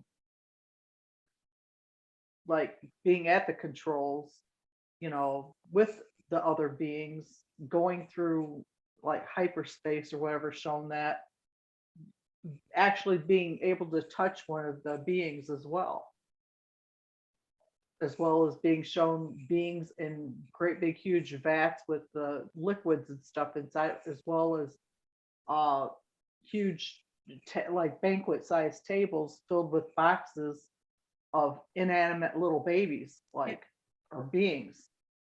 Yep. We were in region tanks, and then they had the baby body parts. It's funny that you mentioned that, Kimberly, because about 3 days ago, I had a memory where there's rooms of different body parts, and some are in Mars, and some are in Jupiter, and some are in the moon. And Does they just anybody, have body parts. I was shown like inanimate babies, like or beings in these, like, they're like little boxes or coffins is what I refer to them as. But and then they showed me a hybrid daughter that I have. Yeah, they showed me a hybrid daughter that I have too. I was telling Susan, she was like redhead with a bunch of freckles. And I had what they call a ghost pregnancy when I was in the I military, had the same thing. and I missed my period for 2 months, almost 3 months. So yeah, go ahead, Eve, sorry. Oh, no. I was just, I was having a ringing in this ear, so I was just kind of.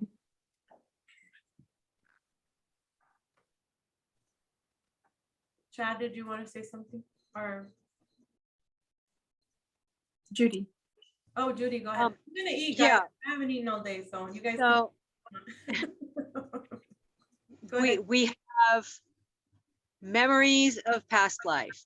We have memories from this life, real or not.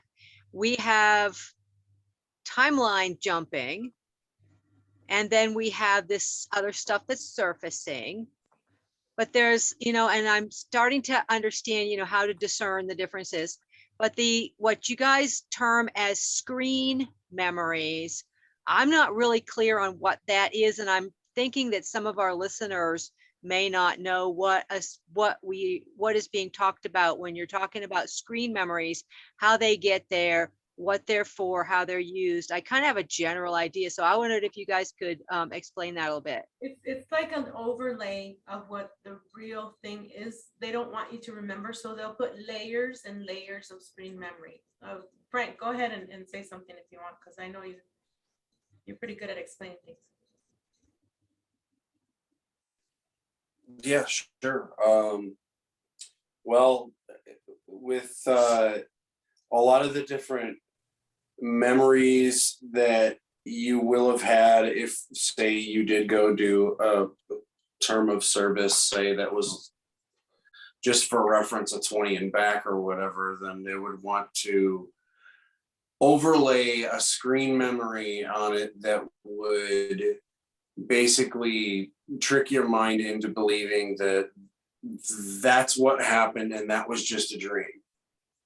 And because those momentary lapses are just that, they're momentary, because when they take you out and put you back in, I mean, in some cases it's only seconds that have passed in this space-time, whereas a whole 20, 40, 60 or 100 years, who knows, there may even be a deeper, longer list in terms of services beyond that, where they had to wipe all of it clean, and then literally like they go in and compartmentalize the mind, and they put them into different specific cells, and then they take and they overlay screen memories over each individual cell, so that the mind thinks it's accessing the memory, when in fact it's just accessing this screen surface thing that's been overlaid in a whole network of things that, It's like that file folder. aren't even there, and none of them are real. That they're, but and discerning the difference, that was the one of the other questions, and that's difficult because they've gotten better with the technology to overlay a better screen memory that looks more realistic, but there's always a gatekeeper in the screen memory. And if you look around in any of these particular memories, you're going to notice there's going to be one individual.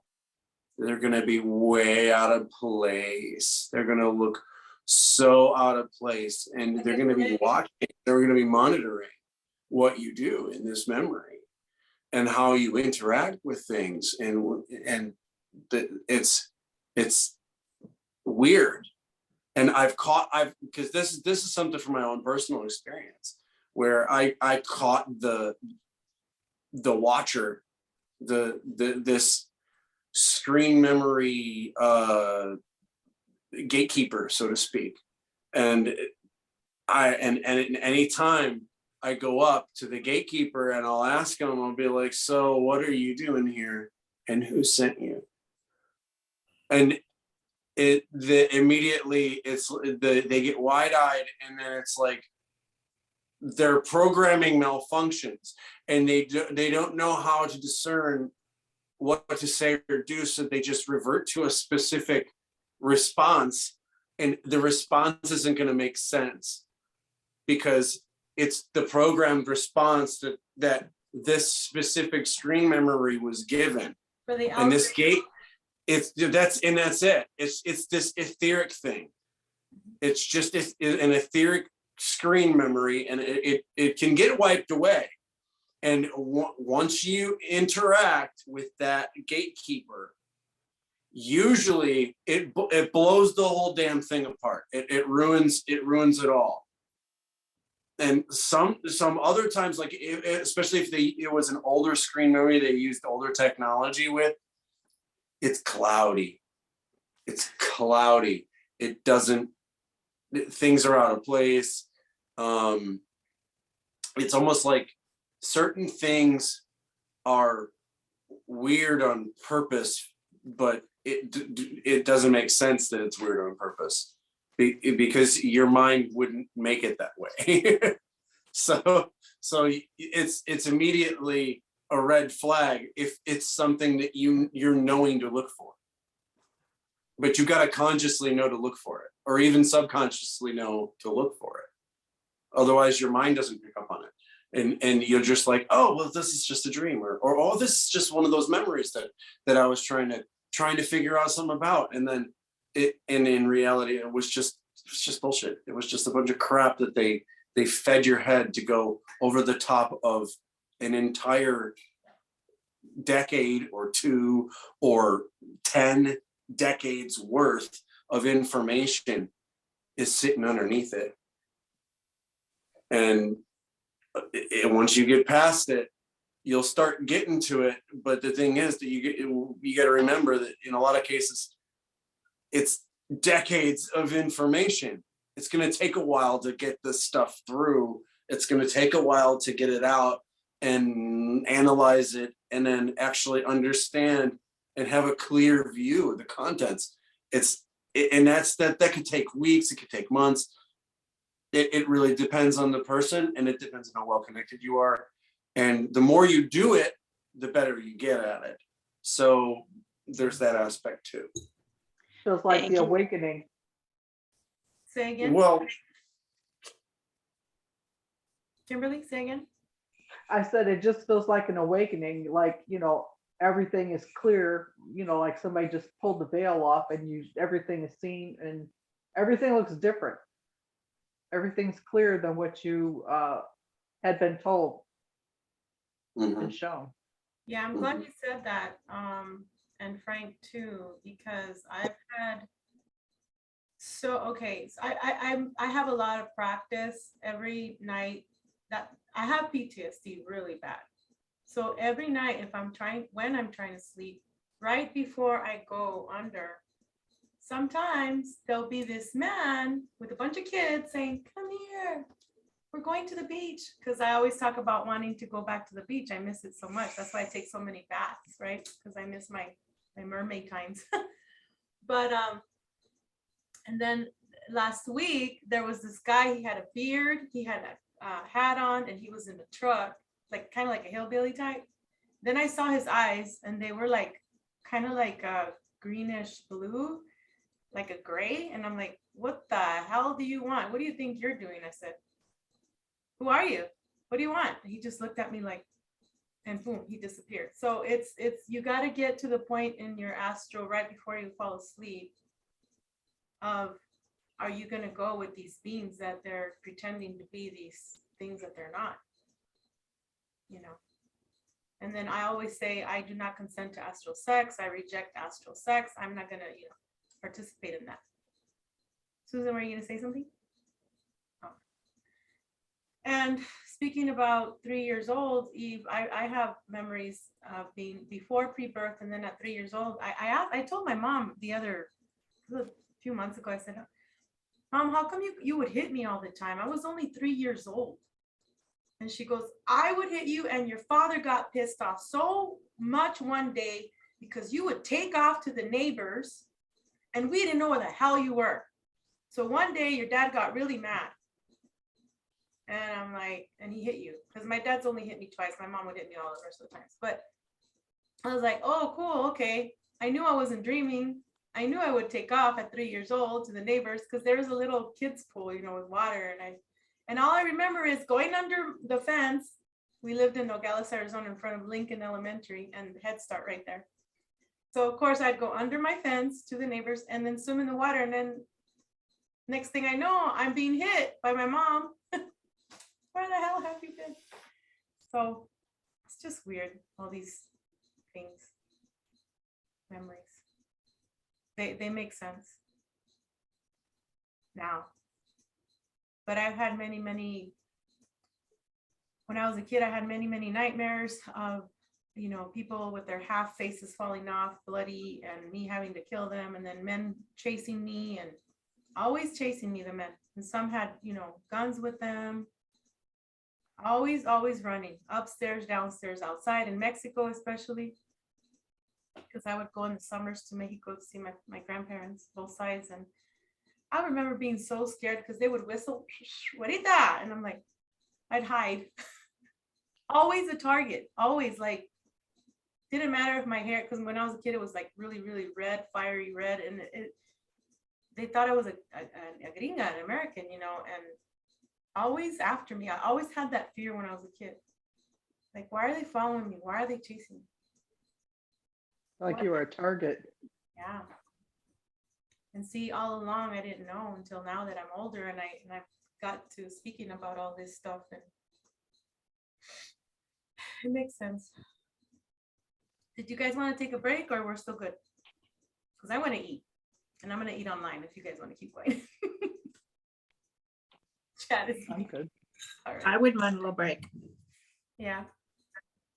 We'll do what, like a 10-minute break?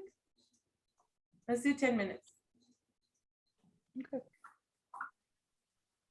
An hour later, 10 minutes, no, an hour later, we're back with Codebreaker Real Talk Unchained Hearts. And we have Frank, Susan, Judy McCormick, Chad Cooper, Nicole Shands, Eve Rising. What is your thing on Instagram again? Rising Spirit. Rising Spirit. Celeste had to leave, and Miss Kimberly O'Connor was here earlier. Vicky couldn't make it, but we're going to be talking this next segment about detoxing. And Frank, you brought up a really interesting experience that you had with the foot detox. If you don't mind talking about that, thank you. Yeah, sure.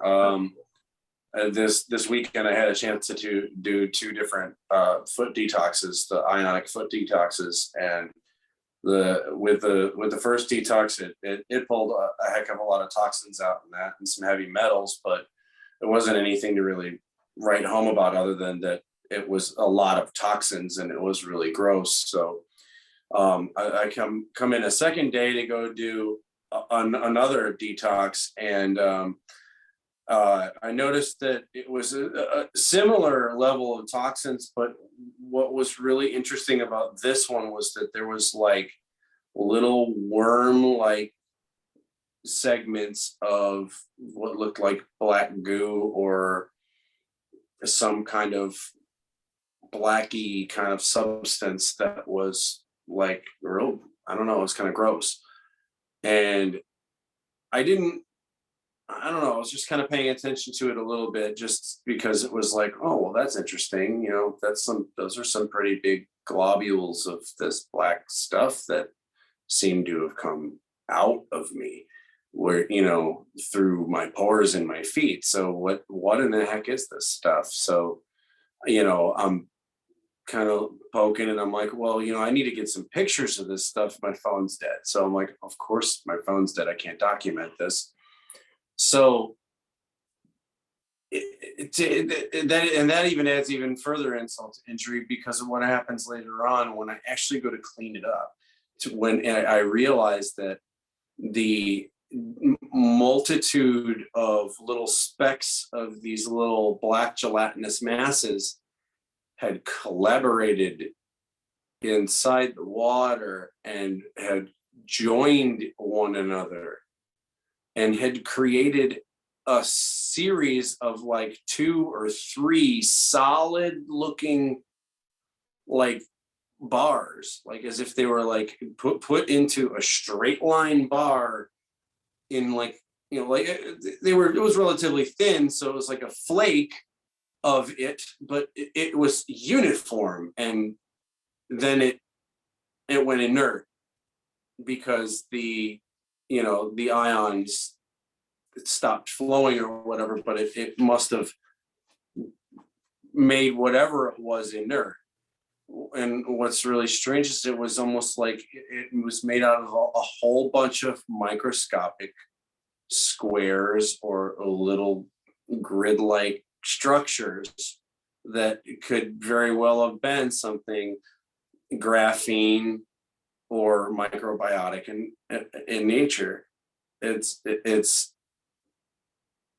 and not microbiotic, micro-robotic is what I meant to say. Because it just Fiber optics, but. no, it's not fiber optic, just like it's micro or femto robotic. Femto, there you go, femto robotic. Okay, yes. Really small robotic particle stuff that can do things, I guess. And then that goes into Planck technology too, because Well, so you can't see it, it's Planck technology still being used. Well, this is something that was definitely tangible. This was definitely something that was very easy to see. And when you chalk this up with technologies like the Hitachi Toshiba smart dusts and other micro femto technologies that they're talking about can go in they're talking about something that's smaller than a grain of sand. They got a camera on the darn thing. Yes. And if they can do that, then why wouldn't they be able to have something that was microscopic enough that it could actually go into your body because you breathe it in or you ingest it with your food? Or, I mean, do we know what we're eating? Do we know what we're breathing in? They're spraying crap in the sky all the time. What are they spraying? Yeah. What are they spraying? Isn't that a legitimate question to ask? What are they spraying? What is it? What's in it? Why aren't we allowed to collect the water from the sky anymore and analyze it? Mm-hmm. What's so taboo about that? Why can't we look? Yep. Why can't we be curious? You got backyard scientists are actually doing these things and then putting up videos on the internet and they're getting squashed. Why? Why are they getting squashed? Why? Because they're showing you that there's nano and femto robotic technology in the chemical. That's the AI invasion. Similar to what I'm talking about. Yeah. And it's an AI thing. Yeah. It's all interconnected. It's connected to the devices that we're using right now. I was just going to say that. It's embedded in every single technological device that everybody can get their hands on. And you wouldn't know it. But what is it doing? What is it for? There's listening devices that are very tiny. You can't even see them. They're listening in on us. They're watching us. Well, for sure. There's definitely different. Sorry. Yeah, they're There's connected to platform. the and stuff, Mm-hmm. Yeah, absolutely. And it's everywhere. That smart dust stuff, it's all over the place. Connected to the smart meters, connected to the water. Why do you think water is sentient? Because our phones are sentient beings. The black goo, the other goos, our crystals are sentient. So we can form them to what we want. It's very important that you speak to your water, to your DNA, your water in your DNA. Go ahead. Thank you, Frank. So this is going into our nature, I take it. It's going into our animals. It's going into wildlife. And is this why they're saying it's an artificial future? Artificial, it looks like a virtual reality perhaps. And is that why, The machine world. It's artificial intelligence. You know how people say, oh, fake alien invasion is coming. Guess what? We're already in the invasion. It's artificial intelligence invasion. That is what I saw on 02/22/2022, a new system. And of course, the little nanites and the things that Frank's talking about and Chad, it's been around for a while. But scientists will say, oh, one day we'll have ADO technology and Planck technology. Well, it's already here. It's just that they don't want us to know.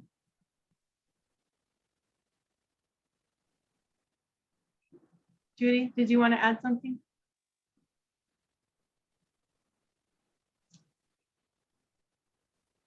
You got to unmute yourself.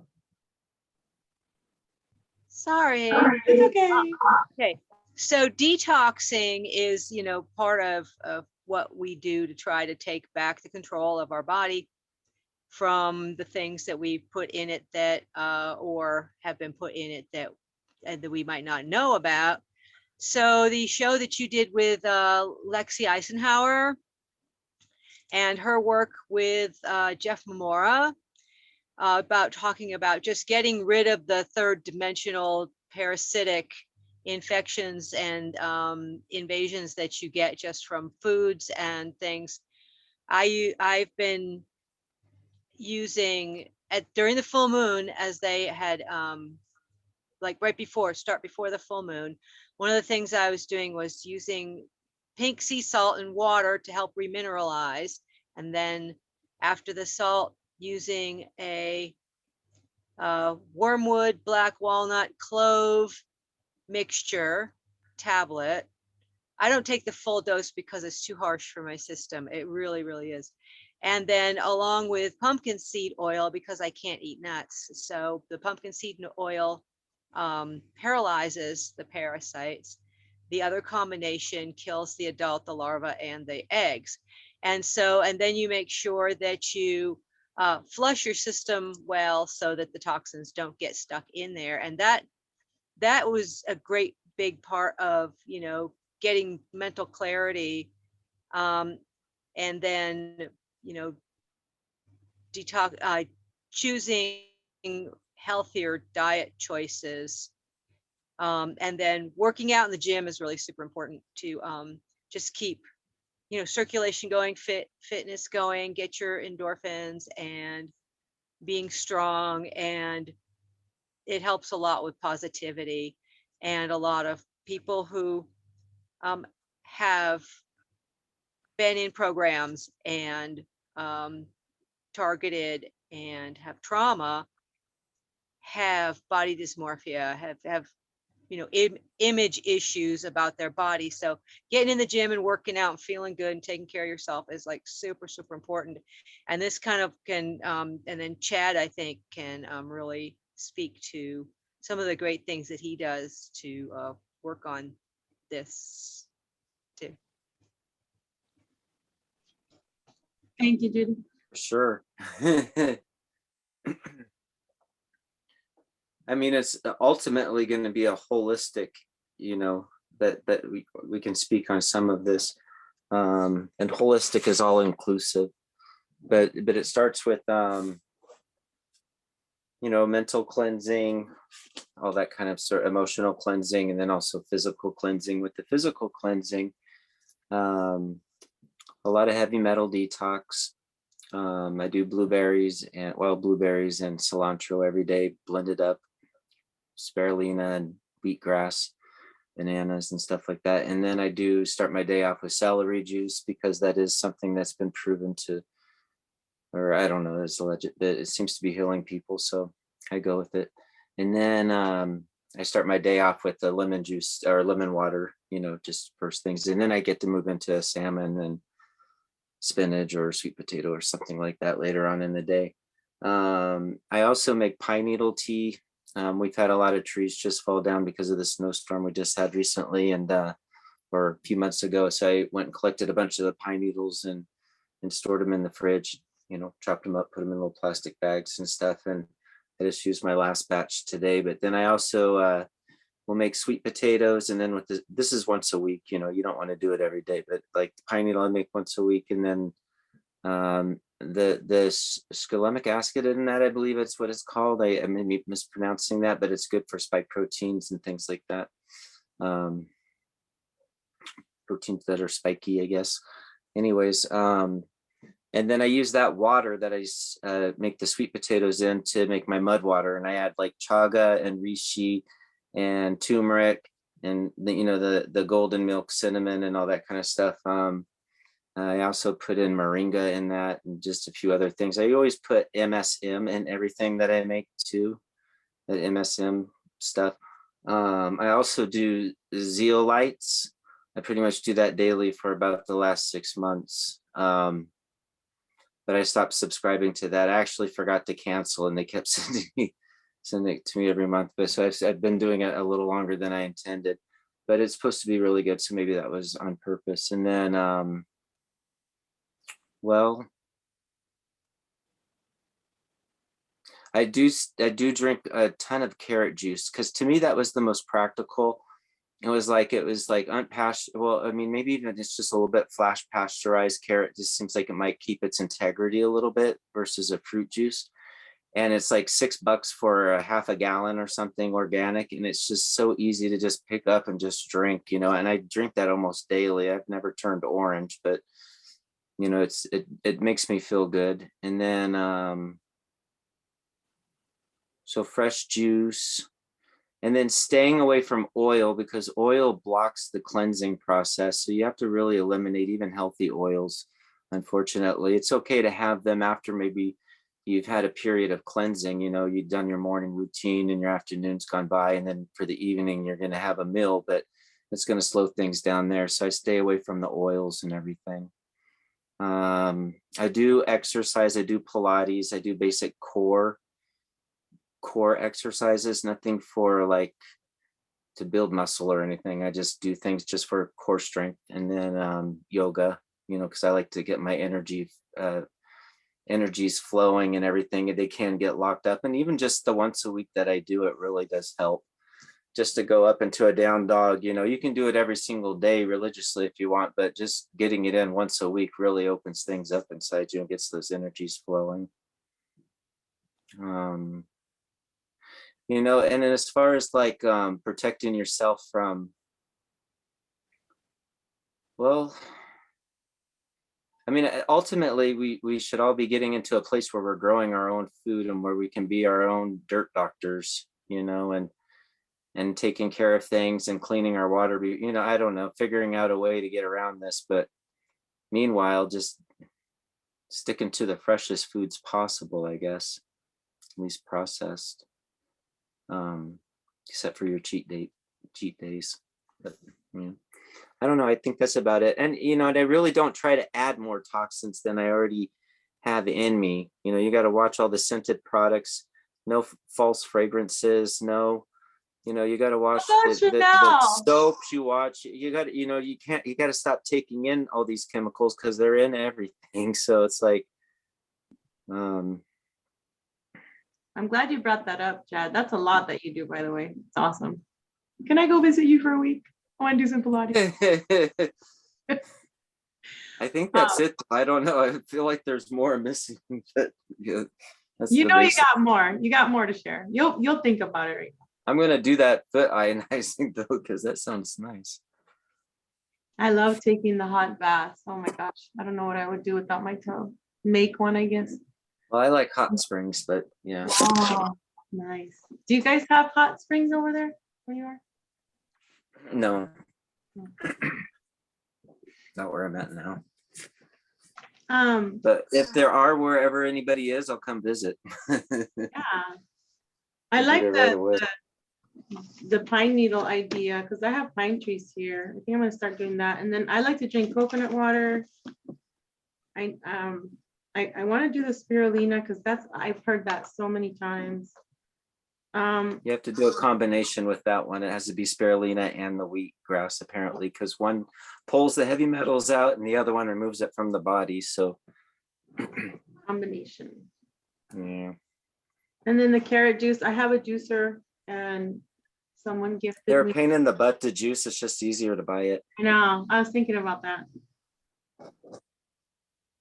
Now Zeal lights, I started Zeal, but I don't know if Zeal is the same thing as Zeal lights. They have all kinds of fruit and veggies in it, and it has a certain acid. So I work out a lot, and I've seen that many changes because, you know, I'm very careful of what I eat. I have a very high protein diet, very high. It has to be at least meat 2 to 3 times a week, you know, steak and salad, and maybe like an organic cookie, organic chips, something like that. I try to stay away from pasta, which I love very much. And when I do have a cheat day or whatever, it's organic pasta.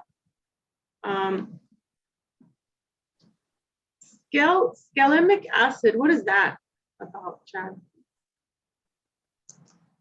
That you mentioned. I think it's in pine needles, star anise, and also star anise, pine needles. I like to cook with anise. Yeah, it's a special acid and it's specifically designed to take care of proteins that are spiky, Ooh, okay. I guess. That's gonna be good if whoever got the baby Jabberwocky. Yeah, I still take it anyways. I don't know why I'm paranoid. I just keep, it's good for them, it's good for me. I'm going to keep doing it. I recently ran out of hyaluronic acid, and I noticed because I started doing my squats this week. This week was the 3rd week that I started going to the gym after the surgery. But oh my gosh, I really need to get some hyaluronic acid. I don't ever like to run out of the B12s because that helps a lot. Susan, how are you doing with your gym time? Or Frank, you guys want to tell me what you guys do for fun over there? I don't know. I'm pretty active, so I don't really hit the gym very much right now. Working a full-time job, so I stay really active.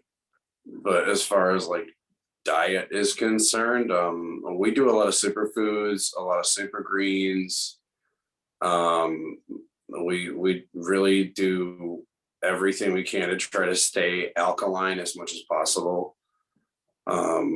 So, you know, we'll do flush on a pretty regular basis. And like you were talking about, like proteins that are spiky, and that, and I know that quinine and quercetin are very, very effective for things of that nature.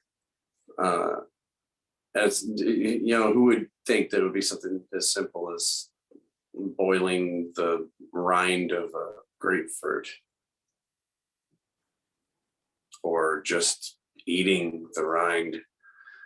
One little bite of a chunk of grapefruit, the one bite that actually you would have taken in nature to open the rind so that you could peel the rest of it and eat it, that you would have eaten under any natural circumstances, would have been the one thing that would have cured all kinds of different cancers and other natural diseases that plague humanity.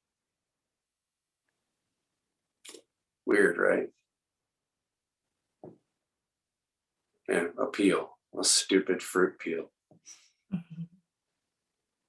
You're not eating a chunk of fruit peel that you should be eating,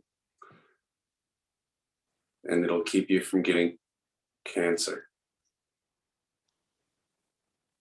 Yeah. Yeah, sorry, I'm sharing secrets. I don't care. They can suck it. And my job's really physical, so it's a workout anyway. because I'm doing massage or cranial fascial therapy, and sometimes Reiki, but that's not as physical. So I get to keep the big muscles anyway. But I need to get back in the gym because I broke both of my feet last year. But it gets cold, so cold here. It's hard to do anything with, I used to like doing legs, but man, my lumbar is shot. And it's so cold here all the time. The pain level's like off the chart a lot of the times. So it's like, do I want to try to work out or do I want to actually go to work and make some money? Oh, I think I need some money to pay the bill. I love your pants, by the way. They look so comfy. Or is that a blanket? That's so comfy. That's my blankie. Oh, horrible. I wore flannel today. Chad was wearing flannel. My son gave me this shirt. It's so big. I love it. And I don't want to wash it because it smells like my son. I've always wanted a red and black shirt, but Chad and I were talking about stuff earlier. Nicole, what do you do? And then I don't know if Judy and then Eve, or Eve and then Judy.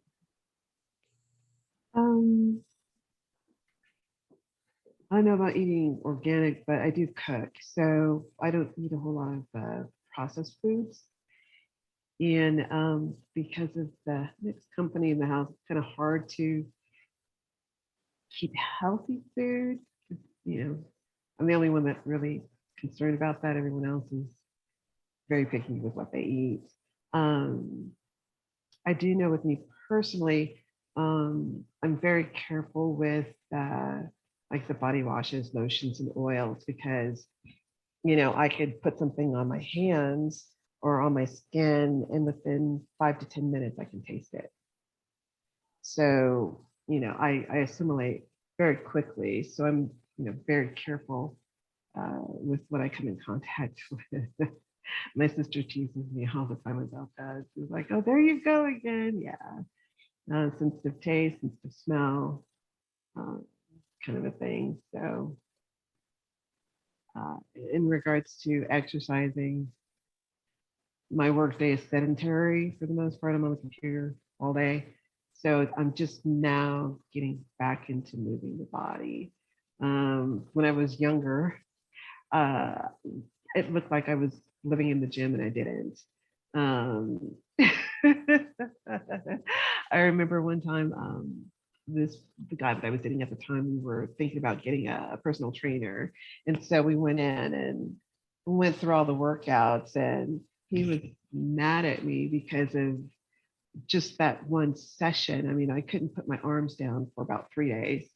Everything was just, the muscles were like popped all over the place. He didn't have anything happening. And I'm like, I'm sorry. It's just the way it is. So it's just getting back to that. I guess like getting moving and all. Every time I try to, it's like, okay, I've got time to do this, life happens. So it's like I'm constantly readjusting. But ultimately, yeah, I've always been one of those that's very conscious of a lot of different things. And in regards to health and wellness and mindset and all, and it's just staying in that track and not getting sidetracked. It's really hard sometimes, but it is a lifelong thing. And I'm glad with this group because it's like, you speak my language. So yeah. That's awesome. Thank you. And I like your new patio furniture. It was really pretty on Instagram. You were showing us, and I'm like, oh, nice. Yeah. You have a porch. I'm in the process of building my little sanctuary, like I had mentioned earlier. I have both my senior parents who have some health issues, and so it's like I need my little sanctuary to defrag and be myself away from all of that.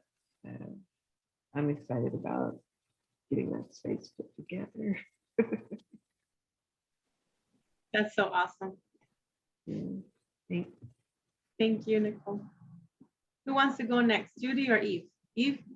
I'll just go real quick because I'm going to run to the bathroom after this. But I think one of the things that I do is I incorporate a lot of Indian medicine, which is all natural. A couple of years ago, well, actually about close to 4, I was like on 18 pills a day, and the pharmaceuticals were just making me even worse, like a lot of the symptoms, because they treat symptoms, they don't treat what the problem is. So I started to incorporate a lot of Native American medicine, and my boyfriend at the time was a medicine man, so he was teaching me, taking me out into the woods and showing me a lot of, because I mean, you can go out in your front yard and you can find something that can, alleviate infection, earaches, anything like that. And so I was like learning all of this, and it came completely natural to me to just, offer up any type of solution to anything that anybody was having issues with. So, and the weird thing is I went to massage therapy school too. So I kind of have something in common with Susan. Not only do we do Reiki, but we also have massage therapy backgrounds. But I was getting a massage because we're in school and you kind of have to, either massage or be massaged. And I had an older woman say something to me. She's like, "Oh, you are. I noticed that you have really good muscle tone." She's like, "How many times do you work out?" And I was like, "I don't work out." I just didn't have the time, but I just ordered a bunch of workout clothes from Amazon. So I'm going to be going back to the gym. I used to work out like 7 days a week, like twice a day, once on Sundays. But I've done the organic thing. I did like a 30-day detox with just fruits and vegetables, and it kind of kicked a lot of that junk out. But I do, I have some friends that do herbal medicine, Chinese herbal medicine too. So I'm kind of on that kind of a kick right now. But I don't eat red meats. I do eat poultry, but I don't eat eggs. I don't eat gluten. Everything I have is just kind of like, mainly around beans, bean pasta and whatnot. I don't take any type of, like I have, I've had 4 back surgeries. So I deal with a lot of chronic pain and arthritis in my spine. And I take like kratom for that type of pain.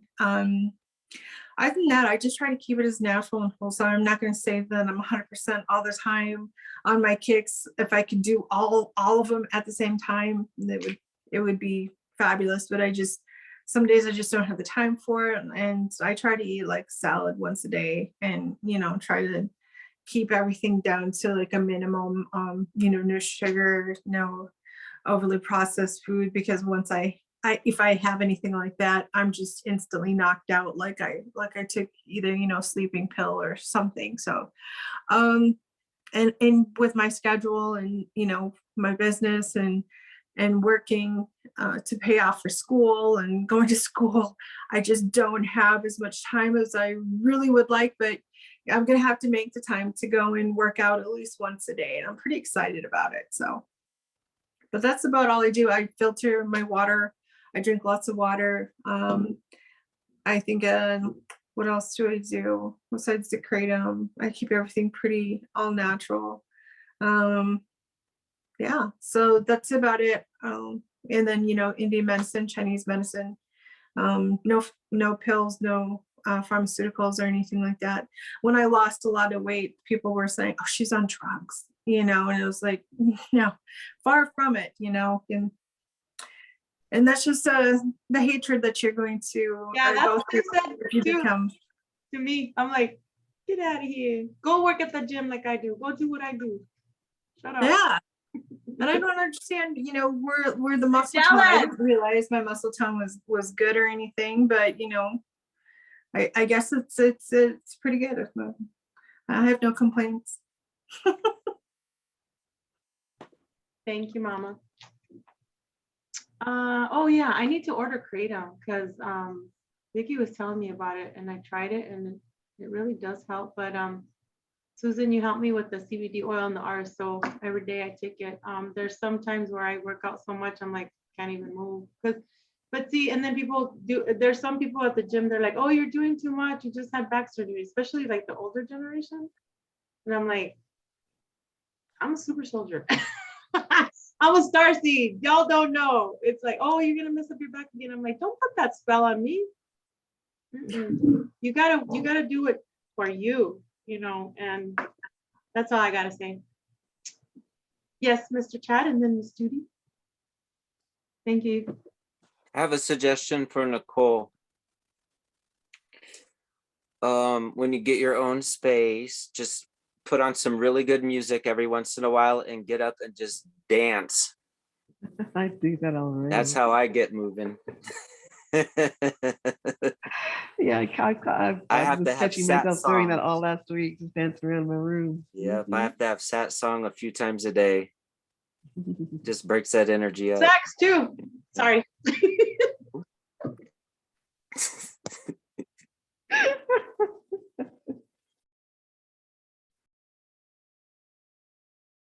You and I will talk later. I already told you I'm coming for a session. We're coming in first. They're coming in last. Okay. All right. Yes, you are. And we're gonna have a lot of fun, Nicole. Yeah. Okay, Miss Judy, you're next. Okay, well, I did talk about a little bit about being in the gym. I was blessed with a fairly fast metabolism, and if I stay away from the weed, whether it be medicinal or recreational, I generally stay relatively slim. Just, you know, and I found that, you know, keeping my edge, treating my body right, not drinking alcohol is really super helpful. And I do organic as much as possible. I really still have a sugar addiction that needs to be addressed, but it's like the only one I really have left. You know, I kind of, you know, have taken care of all the other things pretty much in that department. But I liked one of the things that Chad mentioned was the moringa root. Moringa. I take moringa leaf powder and I put it in my oatmeal in the morning with flaxseed and some raisins. And I do, you know, oatmeal, organic oatmeal with almond milk. I've been trying to be no beef, no chicken, no pork, but I'm finding that when I'm working out, it's really, really hard to get enough protein. And a lot of the things that other people can eat, like bean protein and or soy or things like that, I just can't digest. So I've started adding a little bit of chicken on, you know, maybe a couple times a week. I had some today after I worked out, and that set really well. So the big thing is to get rid of the sugar, but I take a lot of supplements, good quality ones. And there's a mineral drops. I think it's TJ something. Anyway, they it's like a lot of minerals from a mineral spring, and it's supposed to be really super helpful for getting all the trace minerals that you don't get if you don't eat everything balanced. But oregano oil, always good. It's you know, an anti-parasitic, and it's good to get rid of virusy things, and just the basic zinc and C and magnesium and calcium, stuff like that. But basically as organic as possible, as much water as possible, no soda, but you know, rarely any soda. And it's working for me. I think I'm probably the oldest in the group, but I'm not sure. And so, you know, I'm doing, you know, comparatively speaking to my age group, I don't take any doctor medicines, and all my stats have been really right on point every time I've had a physical for like the last 5 years. So I consider that to be good. And yeah, I'm going to get my Japanese foot detox when I go back to the East Coast to my storage area. I actually do have one, and and that's one of the things that I wish I had with me. So I'm definitely going to make sure I pick that up when I go back east. So, and my kitties want their dinner, so I'm going to have to bail real quick. Okay, Judy, thank you. I was wondering if you can send me that, whenever you can, that TJ mineral stuff. Hang on, hold a minute. Okay.